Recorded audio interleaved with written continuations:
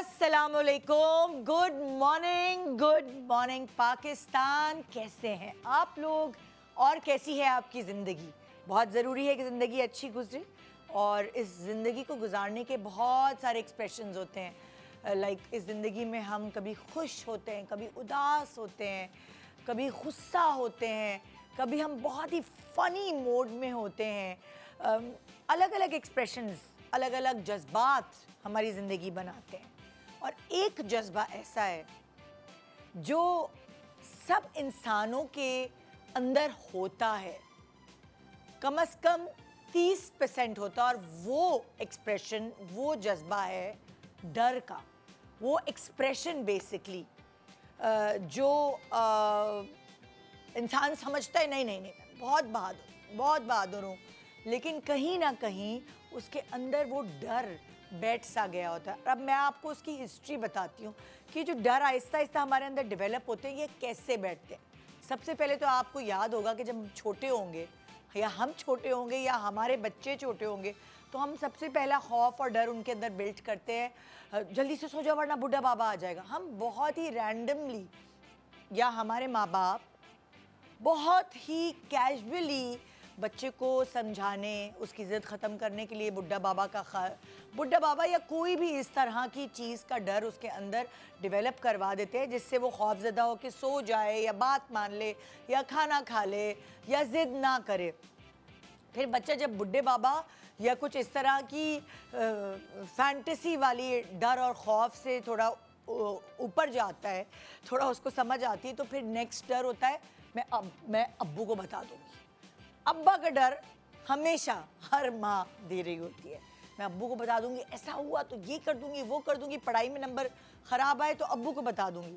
फिर अब्बू के बाद भी एक रिस्पेक्ट और वो इज़्ज़त का जो एलिमेंट है, वो फिर दादा दादी से डरना, मैं दादा को बता दूंगी, मैं दादी को बता दूंगी।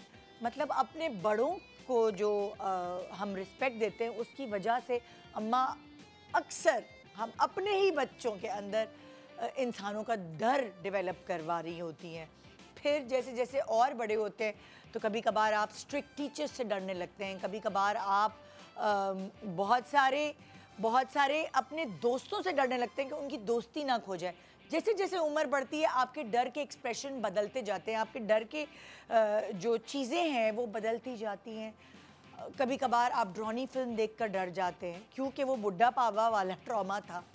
इसी तरह की और बहुत छोटी छोटी चीज़ें होती है। किसी को ऊंचाई से डर लगता है, किसी को बीमारी से डर लगता है, किसी को पानी से डर लगता है। लाइक जैसे फॉर एग्ज़ाम्पल मुझे पानी से इसलिए डर लगता है, अगर मुझे कोई कहे कि क्रूज़ ट्रिप पे चलो या बोट में बैठो, स्विमिंग भी मैंने जाके इस उम्र में सीखी है। उसकी रीज़न है कि मैं पानी में 2-3 दफ़ा डूबी हूँ, और वो जो डूबने का डर है, यानी मैं मरते मरते बची हूँ 1-2 दफ़ा, तो वो डूबने का डर छोटी सी उम्र में मेरे अंदर बैठ गया। और आज भी ऐसा ही होता है कि मतलब मुझे जहाज़ में बिठा दो, गाड़ी में बिठा दो, ट्रेन में बिठा दो, लेकिन जहाँ मेरे घर वाले कहते चलो क्रूज़ ट्रिप पे चले, तो मुझे वो समंदर और पानी देखकर मुझे कुछ होता है। मतलब मुझे समंदर इसीलिए अट्रैक्ट नहीं करता। लोग ट्रैवल करने के लिए समंदर वाली जगहों पे जा रहे होते हैं, मुझे नहीं अच्छे लगते समंदर। मैं प्रेफर करती हूँ पहाड़ी वाली जगहों पे जाऊँ। उसकी रीज़न ये है कि मेरे अंदर एक डर बैठा हुआ है। बहुत सारे लोग ऊंचाई से डरते होंगे, लेकिन उनको ये नहीं पता कि उनके अंदर भी कोई ना कोई ऐसा ट्रॉमा या डर होगा जिसकी वजह से वो ऊंचाई से डरते हैं। बहुत सारे लोग लिफ्ट में जाने से डरते हैं, बहुत सारे लोगों में बैठने से, गिरने में डरते हैं, तो अंधेरे से डरते हैं। लोगों के अलग अलग खौफ और डर होते हैं। और बहुत सारी बीवियाँ अपने हस्बैंड से डरती हैं। बहुत सारे मकासद होते हैं हस्बैंड्स के डराने में। वो कहते हैं ना, बहुत सारी औरतें अपनी सासों से डरती हैं। तो आपके अंदर अलग अलग किस्म के डर मौजूद होते हैं, जिसकी अक्कासी आज हम करने वाले अपने शो पे कि कौन क्यों डरता है, किसकी वजह से डरता है। क्यों ना हम वो जड़ निकालें कि डर और खौफ हम अपने अंदर से ख़त्म कैसे करें और ये क्यों डेवलप हुए हैं हमारे अंदर। ये मुश्किल टास्क नहीं है, ये हो सकता है। बहुत सारे लोगों ने अपनी खुद की थेरेपी की है डरों को ख़त्म करने के लिए। छोटे मोटे डर हों, उसके साथ आप ज़िंदगी गुजार लेते हैं, लेकिन कोई ऐसा डर जो एक फोबिया की शक्ल इख्तियार कर जाए, जिससे आपको नुकसान हो रहा हो, तो उससे छुटकारा पा लेना चाहिए। वैसे भी जो एक्स्ट्रा बैगेज है ना आपकी ज़िंदगी का, उससे वैसे ही छुटकारा पा लेना चाहिए, क्योंकि डर और खौफ एक एक्स्ट्रा बैगेज है, एक एक्स्ट्रा टेंशन है। तो क्यों ना एक ब्रेक के बाद आइए हम कोशिश करते हैं एक दूसरे की थेरेपी करने की इस 2.5 घंटे के शो में। Good morning Pakistan.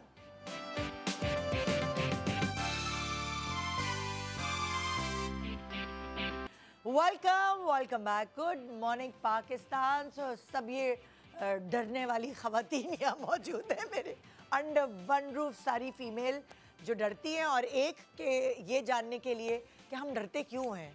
सो मेरे साथ हैं फरीदा शब्बीर। अस्सलाम वालेकुम। वालेकुम अस्सलाम। कैसी? कॉकरोच से डरती होंगी आप तो, और तो किसी से नहीं, बाकी तो पूरा घर आपसे डरता होगा। फिर मेरे साथ है मरियम नूर। अस्सलाम वालेकुम। मरियम, तुमसे भी सब लोग डरते होंगे, तुम्हारा थोड़ा सा डोमिनेटिंग स्टाइल है, नहीं? हाँ। और मरियम भी किसी से डर सकती है, ये आज हम जानेंगे भाई क्या खौफ, क्या डर है। नताशा, सारी मतलब तगड़ी खवातीन है यहाँ पे। अब ये डरती है किसी नताशा जी, अस्सलाम वालेकुम। कैसे कोई डर सकता है? मतलब नहीं, मुझसे कोई नहीं, मतलब मैं डराती हूँ सबको, इसमें कोई शक नहीं है कि तुम कैसे डर ये तो पूरे पाकिस्तान, मतलब ये उस तरह नहीं डराती। आई मीन मेरी थोड़ी पर्सनालिटी ऐसी स्ट्रांग है कि अगर मैं कुछ नहीं भी बोलती तो लोग डरते भी आगे बात नहीं करते। भाई एक बहन होती है तो यही होता है, राज होता है वही ना। अब तो वो घर पे भी एक है स्टाइल भी होता है ना, अक्सर लोगों को लगता है कि वो नॉर्मली इस तरह बात कर रहे हैं, तो लोगों को लग रहा होता है कि ये। और हाँ, मैं ब्लंट भी हूँ, जो सच्ची बात है, जो बात बुरी लगती है मुंह पे बोल। लेकिन आज हम ये जानेंगे नताशा, लेकिन हाँ मैं भी डरती हूँ। फिर मेरे पास है शर्मीन। अस्सलाम वालेकुम, कैसी हो? अल्हम्दुलिल्लाह, बिल्कुल ठीक। तो फिर सबके आज हर किसी के अंदर जो है वो कोई ना कोई डर होता है। आज ये पर्दा फाश होगा, है ना?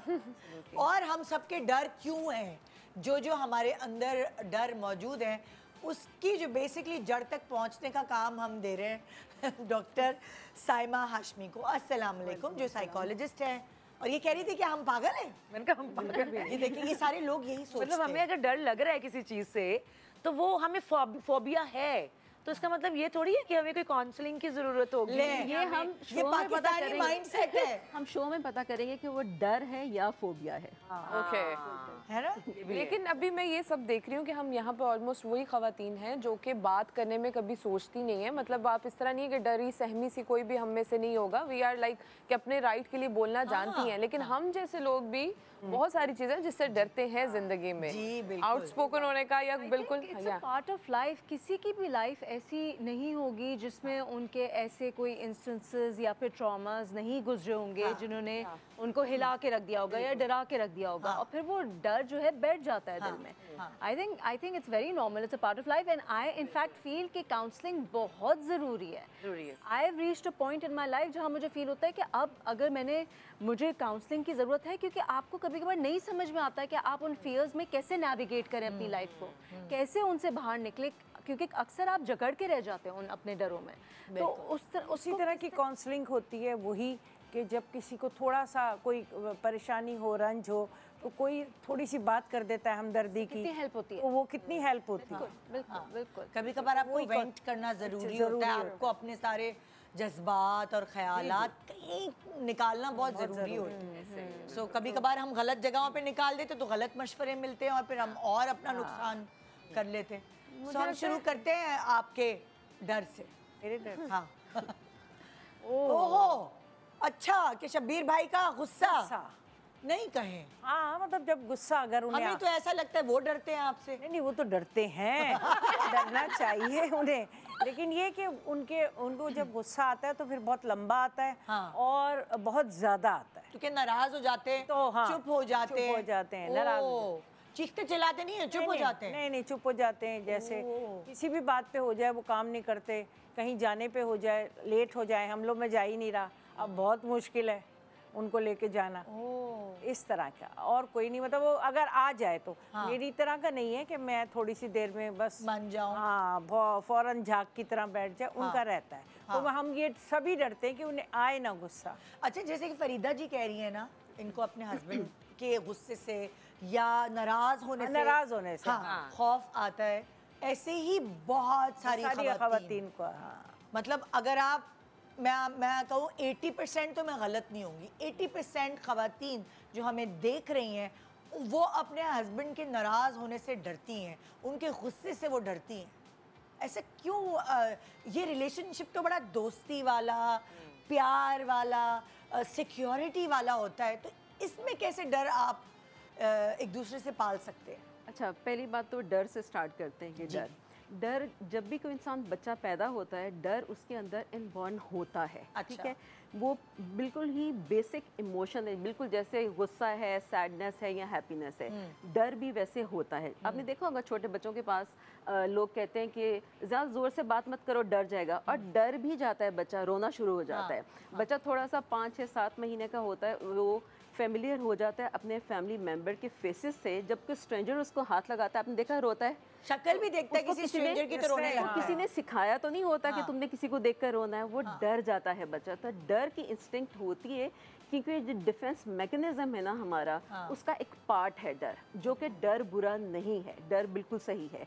अच्छा, अब आगे बढ़ते हैं कि ये इनबॉर्न तो चंद डर होते हैं ना बच्चे के अंदर, लेकिन जैसे जैसे बच्चा बड़ा होता जाता है, कल्चर की तरफ से उसमें डर आता है, एनवायरनमेंट की तरफ से आता है, रिलीजन की तरफ से आता है। रिलीजन का डर बहुत ज़्यादा अच्छा है, मजहब का। देखिए उसमें होता है ना कि हम कोई भी गुनाह करने से पहले रुक जाते हैं कि नहीं नहीं, फिर हम ये सोचते हैं, मकाफात हैं, बल्कि किसी के साथ बुरा करने से पहले यार मेरे साथ ना ऐसा हो जाए। तो डर बेसिकली बुरा नहीं यानी है। कि ये एक्सप्रेशन बुरा नहीं है। एग्जैक्टली, यही तो मैं कह रही हूँ कि बुरा नहीं है, साइकोलॉजिकल होता है, इमोशनल होता है।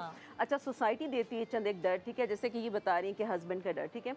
अब हो सकता है, मुझे नहीं पता कि फैमिली में बचपन से इन्होंने ये बातें सुनी हो, हस्बैंड को कोई नाराज़ नहीं करना। ये बातें तो हम सुनते हैं ना कि हस्बैंड को नाराज़ नहीं करना, बहुत गलत होता है, घर में अच्छा माहौल नहीं रहता हस्बैंड को नाराज़ करने से।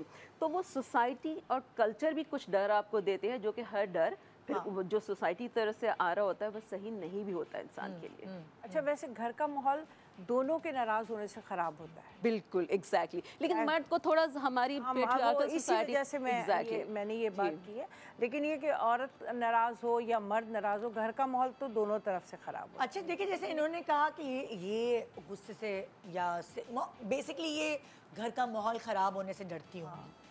वाइस वर्सा इनके हस्बैंड भी यही ऐसे ही सोचते करते होंगे होंगे, हाँ। कि मेरी बीवी को मेरी कोई बात बुरी ना लग जाए, और जनरली भी घर का माहौल ख़राब हो जाता है, एक बदमज़गी हो जाती है, बच्चे जो हैं वो भी ज़ाहिर है एक उदासी Disturb हो है, जाते हैं। एक नॉर्मल जो रूटीन होता है आपका वो फॉलो नहीं कर रहा होता ना। आई एम नॉट श्योर कि इनके हस्बैंड डरते हों, वो होते तो उनसे हमें पूछते तो लगता है डरते हैं, सबको हमें तो पता है। हाँ, इन सबको पता है, पूरे शोबिस से लेके और लोगों को भी पता है। शादी के बाद वो बहुत शरीफ हो गए। ठीक है, तो दोनों के देखें ना, इसकी फियर की रूट कॉज क्या है कि घर का माहौल खराब ना हो, रूट कॉज ये है उसकी। तो अब यहाँ पे जो ना रिजॉल्व करने की बात ये है इन दोनों को, जैसे आपस में बैठ के कि नाराज़गी में हस्बैंड क्या करते हैं और ये क्या करती हैं, जिसकी वजह से घर का माहौल ख़राब होने का डर है। उन फैक्टर्स के ऊपर गौर करने की ज़रूरत है। हाँ, बिल्कुल सही। अगर किसी को एंगर इश्यूज हैं और कि आप उससे इस वजह से डरते हो कि मैं इससे बात करूंगा, इसका बात करने का तरीका ही ऐसा है, तो उस बंदे की काउंसलिंग करने की ज़रूरत है कि वो उसको इतने एंगर इश्यूज क्यों हैं। एंगर मैनेजमेंट काउंसलिंग किसकी होनी चाहिए? जो डरता है उसकी, या जिसको गुस्से की या इस तरह के जिससे issues- डर लग रहा है। जिससे हमारे डर पास लग रहा जो है। लोग आते हैं ना, ज़्यादातर विक्टिम्स ही आते हैं, जिसका प्रॉब्लम होता है वो नहीं आता, क्योंकि अमूमन जिसका प्रॉब्लम होता है उसको लगता है कि मैं बिल्कुल बिल्कुल ठीक ठीक हूँ। हूँ। ओके विक्टिम्स ही आते हैं हमारे पास। ओके जिसको ठीक होने की ज़रूरत है उसको लेकर आया जाए एग्जैक्टली, जबरदस्ती। तो उनकी फिर जो है ना इमोशनल रेगुलेशन की जाती है, ताकि जो भी कोई ऐसा इंसान उनके सामने है, मे बी गुस्से वाला है, टॉक्सिक है, नार्सिसिस्ट है, किसी भी तरह का है, तो वो अपने आप को प्रोटेक्ट कर सकें। हाँ, देखिए जैसे अगर हम हस्बैंड्स की बात करें तो मैं सेकंड उस पर चलती हूँ। मरियम ने लिखा है अब्बू। अच्छा, वो जैसे ये अपने अब्बू से डरती है, एक डर certain- नहीं मेरा है, मेरे अब्बा अब नहीं है दुनिया में। अच्छा। तो मेरा एक इस तरह का डर है कि मेरे अब्बा बहुत लंबे टाइम के लिए बीमार रहे, और उस Okay. टाइम पे पहले मेरी स्टडीज़ चल रही थी, फिर मेरा काम आ गया, तो मैं अपनी उनको वो वाला टाइम नहीं दे सकी कि मैं वो उनका ख्याल रख सकती या कुछ। फिर उनके मतलब, लेकिन मुझे हर वक्त ये डर लगा रहता था कि वो बहुत बीमार हैं, उन्हें कुछ हो गया। मुझे बहुत ज़्यादा हमेशा ये ख्वाब अभी भी आते, पहले भी आता था कि वो बिल्कुल ठीक हो गए, और मैं ये चाहती थी कि वो ठीक हो जाएं बिल्कुल। अच्छा, वो ख्वाब वो मैं उनको टाइम नहीं दे सकी, उनका इंतकाल हो गया। अब वो इतना डर मेरे दिल में बैठ गया है। अब मुझे ज़िंदगी में सबसे प्यारा तो मेरे वही अभी दुनिया से गए हैं, तो मुझे नहीं पता कि किसी इंसान के जाने का ज़्यादा दुख होता है या उसको ज़्यादा टाइम ना दिया हो उस चीज़ का ज़्यादा रिग्रेट होता है। तो I am still confuse in that कि मुझे दुख ज़्यादा किस बात का है। And sometimes I feel like कि हर इंसान ने दुनिया से जाना है। अब मैं इस बात से इतना डर चुकी हूँ कि मुझसे घर वालों से या किसी भी अपने से कोई लड़ाई झगड़ा, कोई प्रॉब्लम हो, कोई बीमार हो, तो आई फील लाइक कि नहीं, लड़ना नहीं है। कोई भी प्रॉब्लम हो आपस में आप ठीक रहो, बिकॉज नहीं पता किसी का कि कब कोई चला जाए। उसका एक ये भी हाँ, मेरे वो दिल में डर बैठ गया हुआ है कि अगर मेरी किसी से नाराज़गी भी है तो मैं कहती हूँ यार कोई बात नहीं, अगर इसने ये कह दिया इसको लेट को कर दो। मेरी अम्मा है, वो भी इस तरह से, अभी चूँकि हम सब बहनें, हमारी शादी हो गई हुई है, मोस्टली वो अकेली रहती हैं, तो मैं बहुत डरती रहती हूँ हर वक्त। वो हमारे साथ रहना नहीं चाहती, उनकी अपनी मर्जी है। वी वांट कि वो हमारे साथ रहें, वो नहीं रहना चाहती। लेकिन इतना एक सर्टेन एज में ना उनका एक वो बन गया होता है कोना घर का, लेकिन वो ये अंडरस्टैंड नहीं करें कि उसकी वजह से हम कितने स्ट्रेस में हैं। हम माँ बाप को ये बात अंडरस्टैंड करनी चाहिए कि उनके अकेले रहने से, उनकी प्रॉब्लम से बच्चे अपनी ज़िंदगी में ग्रो नहीं कर पा रहे, वो प्रॉब्लम में है। बस यही है कि एक चीज़ सिर्फ इनकी बात में आई थिंक कि हमें ये हमेशा सोचना चाहिए, किसी के जाने का इंतज़ार नहीं होना चाहिए। हमें हर वक्त ये सोचना चाहिए कि है ही हमारी छोटी सी ज़िंदगी, तो हम ना नाराज़गियाँ करें और ना करें। जो भी पॉजिटिविटी है थोड़ी सी देर है, ये तो मुझे लगता है बहुत अच्छी बात है मरियम, तुम्हें अगर ये डेवलप हो गई है तो ये तो बहुत अच्छी है, पर बहुत स्ट्रेस रहता है। मैं आपको बता रही हूँ, इस बात से मैं अभी भी मुझे वही ख्वाब आते हैं कि वो ठीक हो गए हैं। अब मुझे वो रिग्रेट है। सेकेंडली, अम्मा को लेके बहुत ज़्यादा कंसर्न रहती हूँ। कोई भी तरह का कोई ख्वाब आ जाए तो मुझे ऐसा लगता है कि यार किसी को कुछ होना चाहिए। वो तो मुझे लगता है नॉर्मल है सबके साथ, बट ये चीज़ के अभी तक मैं नहीं ये समझ यानी कि इसको अपने प्यारों के जाने का बेसिकली डर है। एग्जैक्टली। अच्छा, इसमें ये है कि मरियम ने ना पूरी रिस्पॉन्सिबिलिटी अपने ऊपर ले ली है, ठीक है ना, कि मैं इसके साथ भी सही रखूँ, उसके साथ भी सही रखूँ। तो रिस्पॉन्सिबिलिटी का बर्डन बहुत ज़्यादा है, क्योंकि ह्यूमनली पॉसिबल नहीं है कि कभी आपके मुंह से कोई ऐसी बात ना निकले जो दूसरे को बुरी लगे, या कभी कोई बदमज़गी ना हो। तो वो रिस्पॉन्सिबिलिटी ना उनको थका रही है। मे बी ऐसा नहीं है कि मैं किसी को कुछ कहती नहीं हूँ, लेकिन वो इंटरनलाइज लेती हूँ, इंटरनलाइज किया हुआ है आपने। क्योंकि आई थिंक सो मरियम की नेचर ऐसी है जो वो दिल में नहीं रखती, वो जो भी होता है वो वेंट कर देती है। वो भी ब्लंट है, मतलब नेचर वाइज बोल देती हूँ। तो ये तो जब ये इस तरह की कोई पर्सनालिटी होती है, वो फिर डर जाए ना कि मेरे कहने से ये ना हो जाए, फिर शायद उसको ज़्यादा बर्डन लगता होगा।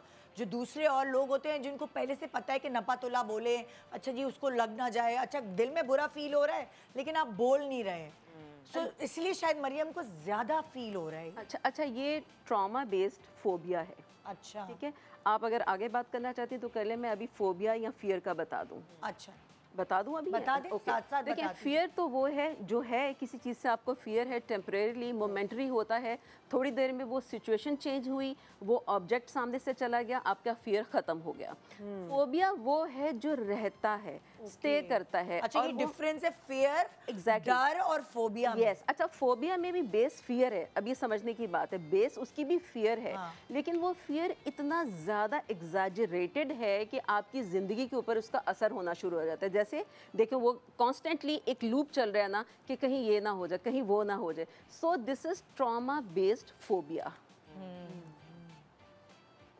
चलें फिर इसका हम डॉक्टर साहब से अब हम हल बाद में पूछेंगे कि इससे हमें भी करना क्या है। यस। अच्छा जी, शर्मीन का क्या है? कोविड से तुम डर रही हो अभी भी? नहीं नहीं, कोविड से नहीं डर रही। अच्छा? कोविड में मेरे 2 फियर्स थे जो कि डेवलप हुए। एक तो वही कि लूजिंग योर लव्ड वंस, क्योंकि आसपास के इतने लोग जो कि बिल्कुल हेल्दी थे, and I am not talking about जो कि जिनके हेल्थ इश्यूज चल रहे थे, मैंने ऐसे भी लोगों को जाते हुए देखा है निदा, जो कि बहुत फिट लोग थे, जिनको कोई प्रॉब्लम नहीं थी, और एक दिन वो थे और 2 हफ्ते बाद वो नहीं थे दुनिया में। बिल्कुल सही। जिससे मुझे कोविड में मैंने ये रियलाइज़ किया कि आपको नहीं पता होता कि आपका आखिरी लम्हा किसी के साथ कब है। आपका वो आखिरी लम्हा आता है, आप मिलते हैं, वो गुजर जाता है, और आपको पता नहीं होता कि आप दोबारा इस शख्स से मिल नहीं पाएंगे। तो ये जो एक लाइफ की अनसर्टेनिटी है ना, इसने एक तो मुझे कोविड में बहुत हिला दिया। दूसरा ये कि कोविड में जब पूरी दुनिया बंद हो गई थी 1 साल के लिए, 1.5 साल के लिए, हम लोग घरों में अपने बंद थे, तो उसमें फाइनेंशियल क्राइसिस भी मैंने लोगों को बहुत बुरी तरीके से गुजरते हुए देखा।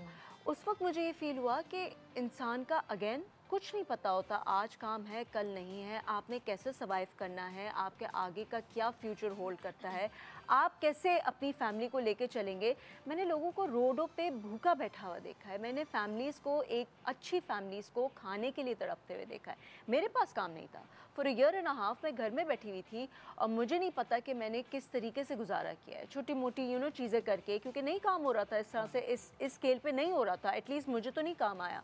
तो ये दो चीज़ें, एक तो इनकम की जो डर है कि मेरे पास, अगर मेरे पास काम नहीं हुआ तो मैं कैसे सर्वाइव करूँगी, वो सर्वाइवल का फियर, और एकदम से लोगों का ज़िंदगी से चले जाने का फियर, ये एक दिल में मेरे बहुत बैठ गया है कि मैं हर वक्त ये सोचती रहती हूँ कि कब कुछ कभी भी हो जाए और आपको नहीं पता कि आपके साथ क्या होने वाला है अगले मोमेंट। तो उस चीज़ को लेके ना मैं बहुत ज़्यादा कॉन्शियस भी हो गई हूँ, और मुझे लगता है कि मैं एक शेल में भी चली गई हूँ, क्योंकि मैं इस डर को अपने दिल से निकाल नहीं पा रही हूँ। कि एक तो अब जैसे कोई काम है, मैं अपने आप को एग्जॉस्ट कर लेती हूँ अब, लेकिन मैं किसी भी काम को मना नहीं करती, क्योंकि मैंने वो साल 1.5 साल ऐसा देखा है जिसमें मेरे पास काम नहीं था। तो अब अगर मैं रात को 2 बजे भी शूट पे आ रही हूँ और मुझे 7 बजे आपके शो की कॉल आ जाए, मैं आ जाती हूँ, मुझसे ना किया ही नहीं जाता। मेरी हेल्थ भी अगर सफ़र कर रही है तो मुझसे ना नहीं किया जाता। मेरी अम्मी मुझसे कहती हैं कि तुम वो कभी कभार देखते हैं कि मैं बहुत स्ट्रगल कर रही हूँ, 2 शूट्स मैनेज कर रही हूँ, 3 शूट्स, लेकिन मैं अब ना नहीं कह पा रही। आई बिकम अ मशीन, और मुझे नहीं समझ में आ रहा कि मैं इसको कैसे स्टॉप करूँ, कैसे अपने आप को समझाऊँ कि इट इज़ ओके। ज़रूरी नहीं है कि जितना काम आ रहा है आपने सब ये करना है, क्योंकि मुझे ये है कि मुझे डर है कि कल क्या होगा मुझे नहीं क्या कल पता नहीं हवाई रोजी है, एग्जैक्टली काम हो कल या मैं ना कैसे हो। सर्वाइव करूँ। मेरे पास ऐसा कोई नहीं है जिस पर मैं फाइनेंशियली डिपेंडेंट हो जाऊँ या मैं डिपेंड कर सकूँ। तो मैंने जो करना है अपने बलबूते पे करना है। तो वो ये जो फियर है ना, I think that is what's tiring me. मुझे थका रहा है ये फियर बहुत, और मुझे नहीं समझ में आ रहा कि मैं हो जाता ना बहुत ज़्यादा। हाँ, ये एक कांस्टेंट स्ट्रेस है। हर वक्त मेरा ना दिमाग चलता रहता है, हर वक्त चलता रहता है, हर वक्त चलता रहता है।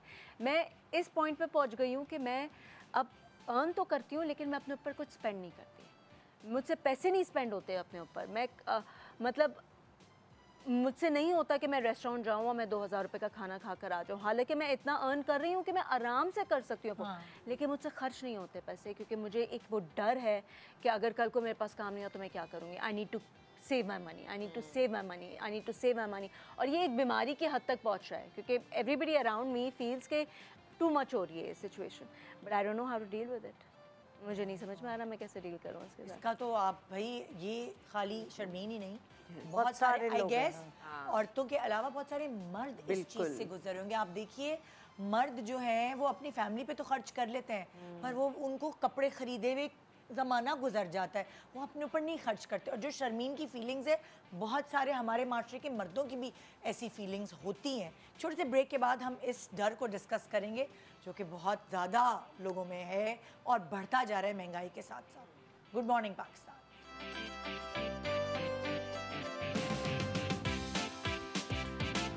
Welcome back. Good morning Pakistan. आज हम सब अपने डर, खौफ, फोबियाज वो हम डॉक्टर साहिबा से डिस्कस कर रहे हैं, और हम आपको ये बता रहे हैं कि इट्स नॉर्मल। अगर आपको कोई डर है, आपको कोई खौफ है, और अगर आप किसी से डिस्कस करके उस खौफ से निजात हासिल करना चाहते हैं, चलिए सही है 100% नहीं, कम से कम 50, 60, 70% ही सही, तो इसमें कोई बुराई नहीं है। और अभी शर्मीन ने अपने खौफ और अपने डर जो है वो वाजे किए, जो कि वाकई बहुत सारे लोग इस डर से आजकल के ज़माने में स्पेशली, पहले कहते थे कि अच्छा जी वो तो अल्लाह ताला अपनी खुद रिस्क देगा, बच्चे कितने भी पैदा कर लो, तो पुराने लोगों के 10-10, 12-12 बच्चे होते थे, एक आम घराने में 9-8 का तो नंबर होता ही होता था। सो वो उस ज़माने में लोगों को इतना डर और खौफ नहीं था, उनको होता था हो जाएगा, अल्लाह कर देगा। हाँ, लेकिन आजकल के ज़माने में लोगों को इसी तरह के जो शर्मीन के दिमाग में है बहुत खौफ है। तो इससे कैसे हम इस डर से कैसे निकलें? पहले तो मैं शर्मीन को बहुत अप्रिशिएट करना चाहती हूँ। जो उन्होंने शेयर किया है दरअसल वो पब्लिक सर्विस है, लोगों के लिए बहुत आसानी पैदा की है कि लोग ये बात कर सकें, क्योंकि ये आम तौर पे ये मसला होता है। अच्छा, कोविड ने अनसर्टिनिटी बहुत सारी चीज़ों की दी, जिसमें इकॉनमी एक सबसे बड़ी चीज़ है। वो लोग जॉबलेस हो गए, काम बड़े बड़े लोगों के ख़त्म हो गए, फैक्ट्रियाँ बंद हो गई, छोटी जॉब बड़ी जॉब, मतलब कुछ उसमें कैटेगराइज हम कर नहीं सकते, सबके बुरे ही हाल हो गए थे, ठीक है ना। अच्छा, वहाँ से बाहर निकल कर कोविड से जो ये कंडीशन बता रही हैं, जो मुझे लग रहा है, मैं इनसे एक दो क्वेश्चन भी करती हूँ कि मुझे लगता है कि ये फियर बेस्ड जो है ना, क्रॉनिक एंजाइटी या क्रॉनिक स्ट्रेस बनता जा रहा है। अच्छा, आपको अपनी बॉडी में कुछ फील होता है लाइक स्टिफनेस शोल्डर्स में ऑल द टाइम, बैक हर वक्त, सी हर वक्त। और और मुझे थोड़ा सा जिस दिन इफेक्ट फील हो रहा होगा उस दिन मेरा शोल्डर बिल्कुल चला जाता है। मैं जब उठती हूँ तो मुझसे हिल नहीं रहा होता बॉडी तकलीफ की वजह से। अच्छा, आप अपने टेस्ट वगैरह करवाएं, कोई प्रॉब्लम नहीं निकलेगा। होता ये है कि जो हमारा ब्रेन जिस तरह से वर्क कर रहा होता है ना, उसका टोल बॉडी लेती है। ठीक है, अब ये प्रॉपर, अब मैं कह सकती हूँ इनसे ये सवाल करने के बाद कि क्रॉनिक स्ट्रेस डिसऑर्डर बन चुका है अब ये, और इसको ट्रीट करने की बहुत ज़्यादा ज़रूरत है। थेरेपी फर्स्ट ऑफ ऑल मैं कहूँगी, अगर थेरेपी नहीं तो 2-3 टिप्स मैं छोटी छोटी एक्सरसाइजेज आपको बता देती हूँ। एक तो एक्सरसाइज जो है आपकी बॉडी को थोड़ा जो है ना काम डाउन करेगी, नर्वस सिस्टम को थोड़ा रिलैक्स करने की कोशिश करेगी।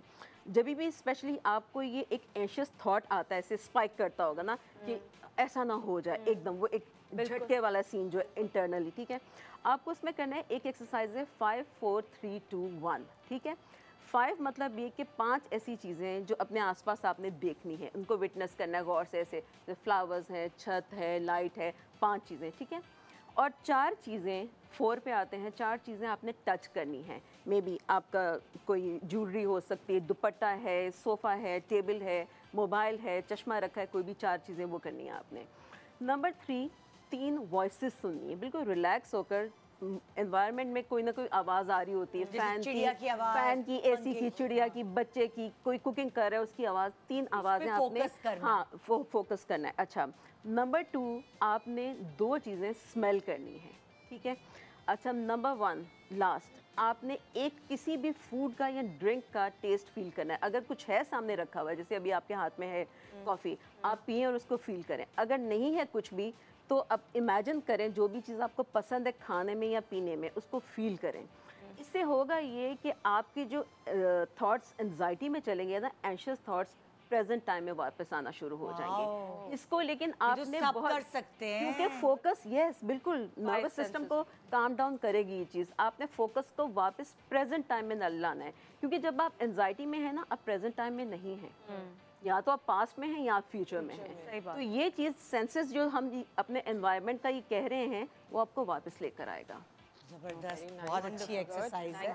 और ये एंजाइटी के लिए अगर हो, एंजाइटी, इवन ये पैनिक अटैक का भी मैं बता दूं, पैनिक अटैक में भी ये काम आता है, फोबियाज में भी आता है, क्योंकि बेसिकली 5 4 3 2 1, हाँ, ऑल 5 सेंसेस, ऑल 5 सेंसेस हैं। लेकिन हम वो कैसे याद रखें कि पहले क्या करना है, दूसरी क्या वो करना मैं भी ब्रेक में लिखवा दूंगी। हाँ लिखना पड़ेगा। और आप लोग भी यूट्यूब पे देख लीजिएगा कि क्या है 5 4 3 2 1। ओके जी, न्यू रिलेशनशिप। हाँ भाई नताशा, नया इसके बारे में बताओ। नए लोगों से दोस्तियां, जैसे मैं स्कूल के टाइम पे या कॉलेज के टाइम पे मैं दोस्तियां कर लिया करती थी, या जब मैं नई नई शोबिज़ में आई थी तो मैं दोस्तियां कर लिया करती थी। लेकिन उस वक्त भी मेरी अम्मी हमेशा कहा करती थी कि दोस्तियां वहीं तक, बाहर तक ही छोड़ के आना बेटा, घर तक ना लेकर आना। तो उन्होंने उस तरह से मुझे होने भी नहीं दिया दोस्ती में कभी इन। लेकिन पिछले कुछ 8-9 सालों में जो मुझे झटके लगे हैं ना, अगर मैं किसी से दोस्ती कर रही हूँ, या मैं जैसे आप किसी से बैठते हो तो आपकी गपशप होती है तो आपकी दोस्ती हो जाती है, बिल्कुल। तो उसमें जब मुझे झटके लगने शुरू हुए ना, कि वो तो पता चला कि वो तो उस तरह से मेरे साथ उस तरह से दोस्ती में नहीं है, या उस तरह से सिंसियर नहीं है, या जिस तरह मैं उसको दोस्त समझ रही हूँ वैसे दोस्त तो नहीं है, पीठ पीछे बुराइयां भी हो रही हैं और ये हो रहा है। मैं तब से नए लोगों से मिलने से और दोस्तियाँ करने से भाग गई हूँ। मुझे बहुत सारे लोग इवेंट्स पे मिलते हैं, बहुत सारे लोग हम काम पे होते हैं, हमें मिलते हैं तो गपशप होती है, बहुत सारे लोग अब मुझसे दोस्ती करना चाहते हैं, नंबर दे दें, बात भी हो रही है, इंस्टा पे भी बात हो रही है, स्नैपचैट दे दें, वो कोशिश करते हैं मेरी ज़िंदगी में घुसने की, लेकिन मैं घुसने नहीं दे रही। ये कम से कम 5-7 साल से हो गया है, मैं किसी को एंटर ही नहीं होने दे रही अपनी ज़िंदगी में। कहती हूँ बस वही लोग हैं, वही रिलेशंस हैं जो पिछले, जो एक खून के रिलेशंस हैं जो पिछले बन गए हैं दोस्तियों के, वही हैं रिलेशंस। अदरवाइज तो अब नया रिलेशन कोई हो ही नहीं सकता। तो मुझे नए रिलेशंस पे तो कोई ट्रस्ट ही नहीं है, मैं बनाती ही नहीं हूँ दोस्त। यानी कि तो दोस्ती करने से एक खौफ और डर शदीद वो पैदा अच्छा, ये ट्रस्ट बेस्ड फोबिया है। अब ये फोबिया कैसे है? अवॉइडेंस है ना, अवॉइड कर रही हैं, वो उस ऑब्जेक्ट, उस चीज़, उस रिलेशनशिप पे पास ही नहीं जा रही जहाँ से उनको डर है। अवॉइडेंस एक बहुत ही सिग्निफिकेंट साइन है फोबिया का, कि हम उस चीज़ को अवॉइड करना शुरू कर देते हैं। बहुत करती हूँ अवॉइड, बहाने बना देती हूँ। मैं फोबिया busy है, हूँ, मैंने ट्रस्ट मिलना ही बेस्ड नहीं फोबिया है ये, हाँ। बिल्कुल। और ये सोसाइटी से मिला है ना। बिल्कुल बिल्कुल सोसाइटी से। सो लेकिन मुझे लगता है कि ये सही है डर। आप ये वाला कभी सही है। कभार लेकिन ये डर सही है मगर फोबिया सही नहीं है। हाँ अभी नताशा की बात से ही मुझे वैसे अपना हो रहा है कि मैं मतलब जैसे बहुत ज़्यादा बात भी करती हूँ, मुझे बहुत ज़्यादा शोज़ पे भी जाती हूँ, लेकिन मैं जब बहुत किसी नई गैदरिंग में जाती हूँ, मैं लोगों के साथ सोशलाइज करने में बहुत एक स्टेप बैक रहती हूँ हमेशा से। पता नहीं क्यों मुझे ऐसा लगता है कि अगर मैं किसी भी इंसान से कोई बात करूँगी, वो कोई ऐसी बात कह दे जो मेरे लिए हर्टफुल हो, या मैंने अपने आप को शायद किसी बहुत लेवल पे रख ली है। ये भी कोई अच्छी बात नहीं है कि अगर इसने मुझे वो रिस्पेक्ट ना दी तो मेरी तो बेइज्जती हो जाएगी, तो मैं इस इंसान से बात ही नहीं करती कि मुझे शायद वो वैल्यू ना मिले। ये गलत चीज़ है, लोगों से सोशलाइज करना चाहिए। कोई आपको अच्छा रिगार्ड करता है, कोई बुरा करता है, दैट्स अ नॉर्मल थिंग। लेकिन मैं वो चीज़ एक्सेप्ट ही नहीं कर पाती कि यार अगर इस बंदे ने मुझे वैल्यू ना दी तो मैं क्या करूँगी। असल में ये सेलिब्रिटी डर है। नहीं, मेरा पहले से हमेशा सारे सेलिब्रिटीज को ये कुछ होता और होता बता है। रही है, मेरा टोटली आई अंडरस्टैंड, पर मुझे इससे आई मीन ये आपने निकला प्रोटेक्शन, अपनी प्रोटेक्शन के लिए ना आपने एक शील्ड बना ली है, और वो शील्ड आपको अच्छा सर्व करी कि मैं सेफ हूँ। मैं बहुत सारे लोगों से मतलब बड़े अच्छे टर्म्स भी होते हैं, बहुत कोई अच्छी दोस्ती नहीं कर पाती। अक्सर लोग कहते हैं कि बहुत सारे आप मतलब अगर सेलिब्रिटीज को भी कहते हैं ना कि आपके तो इतने सारे दोस्त होंगे, पर मैं नहीं कर सकती, मैं नहीं होते। बना आप पाती। जितना ऊपर जाते जाते आप अकेले होते जाते हैं। बिल्कुल आप बिल्कुल। देखें, ये तो हम पढ़ते हैं Exactly. कि आप जितना आगे जाते जाएंगे आपके दोस्त उतने ही कम होते होते जाते हैं। आप अकेले पहुंचेंगे फिर एक सर्टेन टाइम इसमें पर। है कि मैं लोगों के साथ उस तरह नहीं कर पाती। नहीं, इसमें आपको देखना पता है क्या है मरियम, देखें आपको ये देखना है कि क्या ये मेरी बाउंड्रीज हैं, ठीक है, मुझे फ़ायदा दे रही है चीज़ या मुझे नुकसान दे रही है। आप इसको, आपके डिस्टर्बिंग थॉट्स आ रहे हैं, परेशान हो रही है इस वजह से, तो समझ लीजिए कि ये सही नहीं है, फिर ये फोबिया है, ठीक है। अगर देखिए बाउंड्रीज जो है ना हमेशा आपको पॉजिटिव आउटकम देती हैं, तो आप ये सोचें कि अगर मैं ये कर रही हूँ, शील्ड बनाई हुई है, जो कि बुरी बात नहीं है, हर कोई ना कोई शील्ड बनाता है, तो वो आपके माइंड पे टोल दे रही है या आप सुकून में हैं, तो आपको इजीली पता चल दोनों जाएगा। काम होते हैं। तो आपको आप फिर उसमें देखें वेटेज किस पार्ट की ज़्यादा है। आप ये देखें पॉजिटिव साइड की वेटेज ज़्यादा है या नेगेटिव की। Sorry if I am taking too much time, but नहीं, इससे ये निकली बात है, तो मुझे ऐसा लगता है कि आप कुछ काम करके ना आपकी ज़िंदगी में बहुत सुकून होता है। बिल्कुल। लेकिन जो आपके इर्द गिर्द के लोग हैं, जब वो आपको या आपके अपने ही वो आपको कहते हैं यार तुम्हारी ज़िंदगी में ये क्यों नहीं हो रहा, या तुम्हारी ज़िंदगी में वो क्यों नहीं हो रहा, आप वो चाहते हो या नहीं चाहते हो, वो इतना वेटेज ले लेते हो यार कि ये मेरा ये बंदा कह रहा है कि तुम्हारे पास ये क्यों नहीं है, मेरे पास ये होना चाहिए, मुझे ज़रूरत है या नहीं है। वो उस स्ट्रेस की वजह से भी आपको बहुत सारा ज़िंदगी में आधे तो प्रॉब्लम्स इस वजह से होती हैं लोगों की बातों की वजह से। वो सेल्फ रेगुलेशन के, मे बी वो आउट ऑफ लव कह रहे हैं, बट वो आपके लिए नहीं अच्छा है। लेकिन हमारे यहाँ आउट ऑफ लव वो चीज़ें कही जाती हैं जो दूसरे को कहनी चाहिए चाहिए, नहीं। जो तकलीफ पहुंचा जाती बहुत है सारी बातें और खुल के भी नहीं तकलीफ कह रही देती है। बड़ा लोग कह रहे होंगे कैसे पता चले क्या ये नहीं, मेरा कहने का मतलब फॉर एग्जांपल मैं अगर एक आपको लगता है एक्टर कि वो चीज़ आपके लिए अहम है, लेकिन आपको लगता है कि अहम नहीं है। अभी मैंने अपने बेटे की जब से मैं बर्थ के बाद से आई एम नॉट वर्किंग, मैं मतलब ड्रामाज नहीं करी। मुझे इतना सब कहते हैं कि तुम क्यों नहीं करी, इतने टाइम से मीडिया से आउट रहोगी, स्क्रीन से आउट रहोगी, काम नहीं होगा, क्या करी हो। मतलब सेलिब्रिटी या टीवी पे होना उनके लिए एक बहुत बड़ी बात है, पर मुझे ऐसा लगता है कि मेरे बच्चे को मेरा बहुत टाइम चाहिए। तुम सबसे ज्यादा जो चीज मैटर करती है वो तुम हो। हाँ, लेकिन फिर भी तुम्हें मेरा पता है कि stress तो तुम्हारी रहता है। नहीं होता कुछ नहीं priorities क्या यार। हैं, बिल्कुल मैंने 6 साल का गैप लिया यार, उसके बाद तुम्हारे सामने बैठी हूँ। बट मैं वो बुढ़ापे नहीं तक। कह रही कि ये सही बैड है, but what I am saying थोड़ा time- स्ट्रेस रहता है थोड़ा आपको। टाइम निकाल कर ना कभी ये सोचिएगा, जो लोग कहते हैं ना काम क्यों नहीं कर ली, तो उसमें उनका क्या बेनिफिट है, क्या एफिलिएशन है। अच्छा मरियम, मैं ऐसी तुम्हें बातें करते हैं ना उनसे भागती हूँ मैं। नहीं एक साफ उनको अपनी जिंदगी में नहीं साफ एंटर होने बात देती। बताओ, अगर तुम अपने बच्चे को घर पे अकेला छोड़ के काम पे जाती तो वही लोग कहते यार कैसी हाँ, माँ ऐसा ही है, ऐसा ही कैसे है। जालिम माँ है। 2 घंटे के लिए भी जाऊं तो कोई ना कोई कह देता है। इसलिए कोई किसी की बात मैटर नहीं करती, जो मैटर करता है वो तुम्हारी सोच है। ये वाला टाइम तुम्हारे बच्चे का दोबारा लौट के नहीं आएगा। उन्होंने इसको gift देना ही है आपको। एग्जैक्टली तुम माशाल्लाह अगर अच्छी एक्ट्रेस हो, तुम अपना दोबारा से शुरू कर सकते हो काम। मगर तुमने एक सही टाइम पर शादी कर ली, तुमने अपना बेबी कर लिया, तुम उस पर इंतजार नहीं किया कि मैं इतना कर लूँ करियर में। सब चीजें साथ लेके चलना इज बहुत बड़ी बात। बहुत बड़ी बड़ी एक्ट्रेसेस हैं और उनकी एज भी निकल गई, अब उनकी शादी हुई है और फिर एक सर्टेन टाइम तक हम बच्चे पैदा कर सकते हैं, उसके बाद नहीं होते। सो इसीलिए माशाल्लाह यू आर ब्लेस्ड कि तुम हर चीज़ में काम कर रही हो। Coming back to Natasha again, Natasha का कहने का मकसद ये था कि रिलेशनशिप, बहुत सारी दफ़ा आप धोखे खाते हैं और आप धोखे खाने की वजह से आप मूव ऑन नहीं कर सकते, आगे नहीं बढ़ सकते, जबकि अल्लाह ताला ने हो सकता है कि पिछला धोखा ही आपको इसीलिए दिलवाया होता है कि आपके लिए कुछ अच्छा सोचा हुआ है, आपके लिए कुछ बेहतर सोचा हुआ है। मुझे लगता है जैसे मेरे ट्रस्ट इश्यूज हो गए हैं, बिल्कुल। मैं ट्रस्ट ही नहीं करती इस पे। अम्मी तो कहती है बहुत अच्छी बात हो गई है, ये लोग हैं ही नहीं ट्रस्ट करने के काबिल। ये तो तुमने बहुत अच्छा, तुम्हारे अंदर जो चीज़ आई है ना, लेकिन मुझे ट्रस्ट ही नहीं होता किसी पे, किसी पे भी नहीं ट्रस्ट होता। मगर ये चीज़ बिल्कुल ब्लैक एंड वाइट हो गई ना कि बिल्कुल बस ट्रस्ट कर ही नहीं रहे हैं आप, ठीक है ना।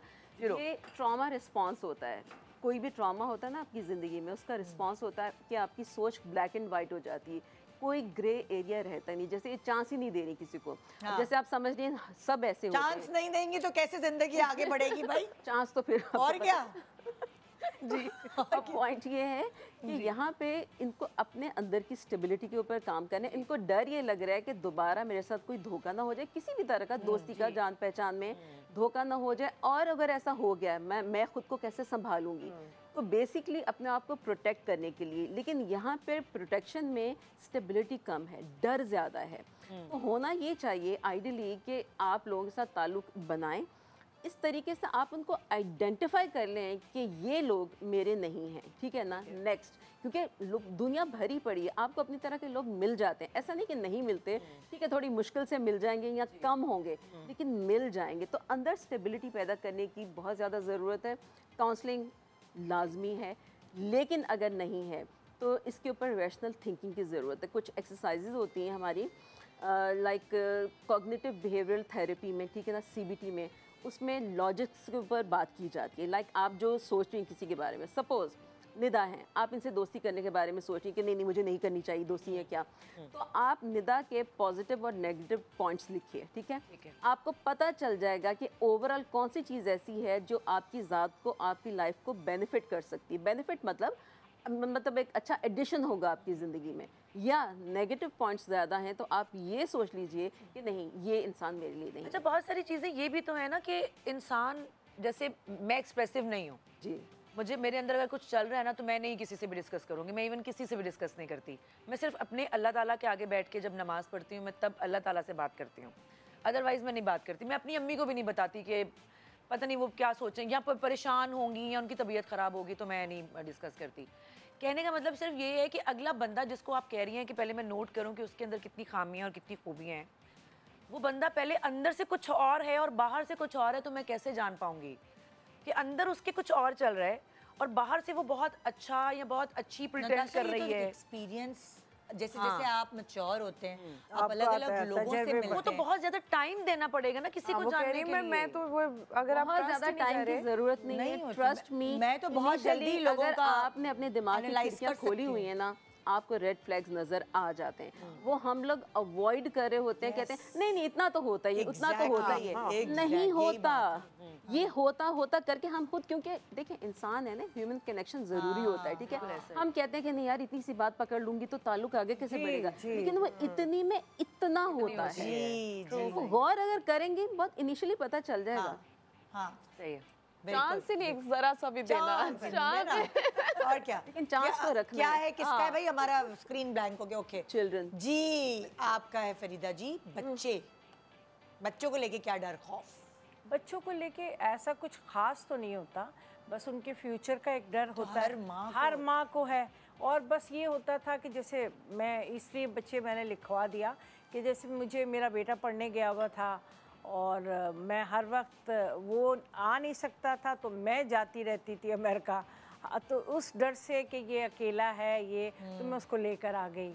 ये एक डर रहता था कि बच्चा मेरा वहाँ अकेला है। बस इस तरह के डर होते हैं। और ये होता है बच्चों के लिए तो हर माँओं को, हर जो भी बड़े होते हैं, कि अल्लाह ताला उन्हें अपने हिफ्ज़ अमान में रखे।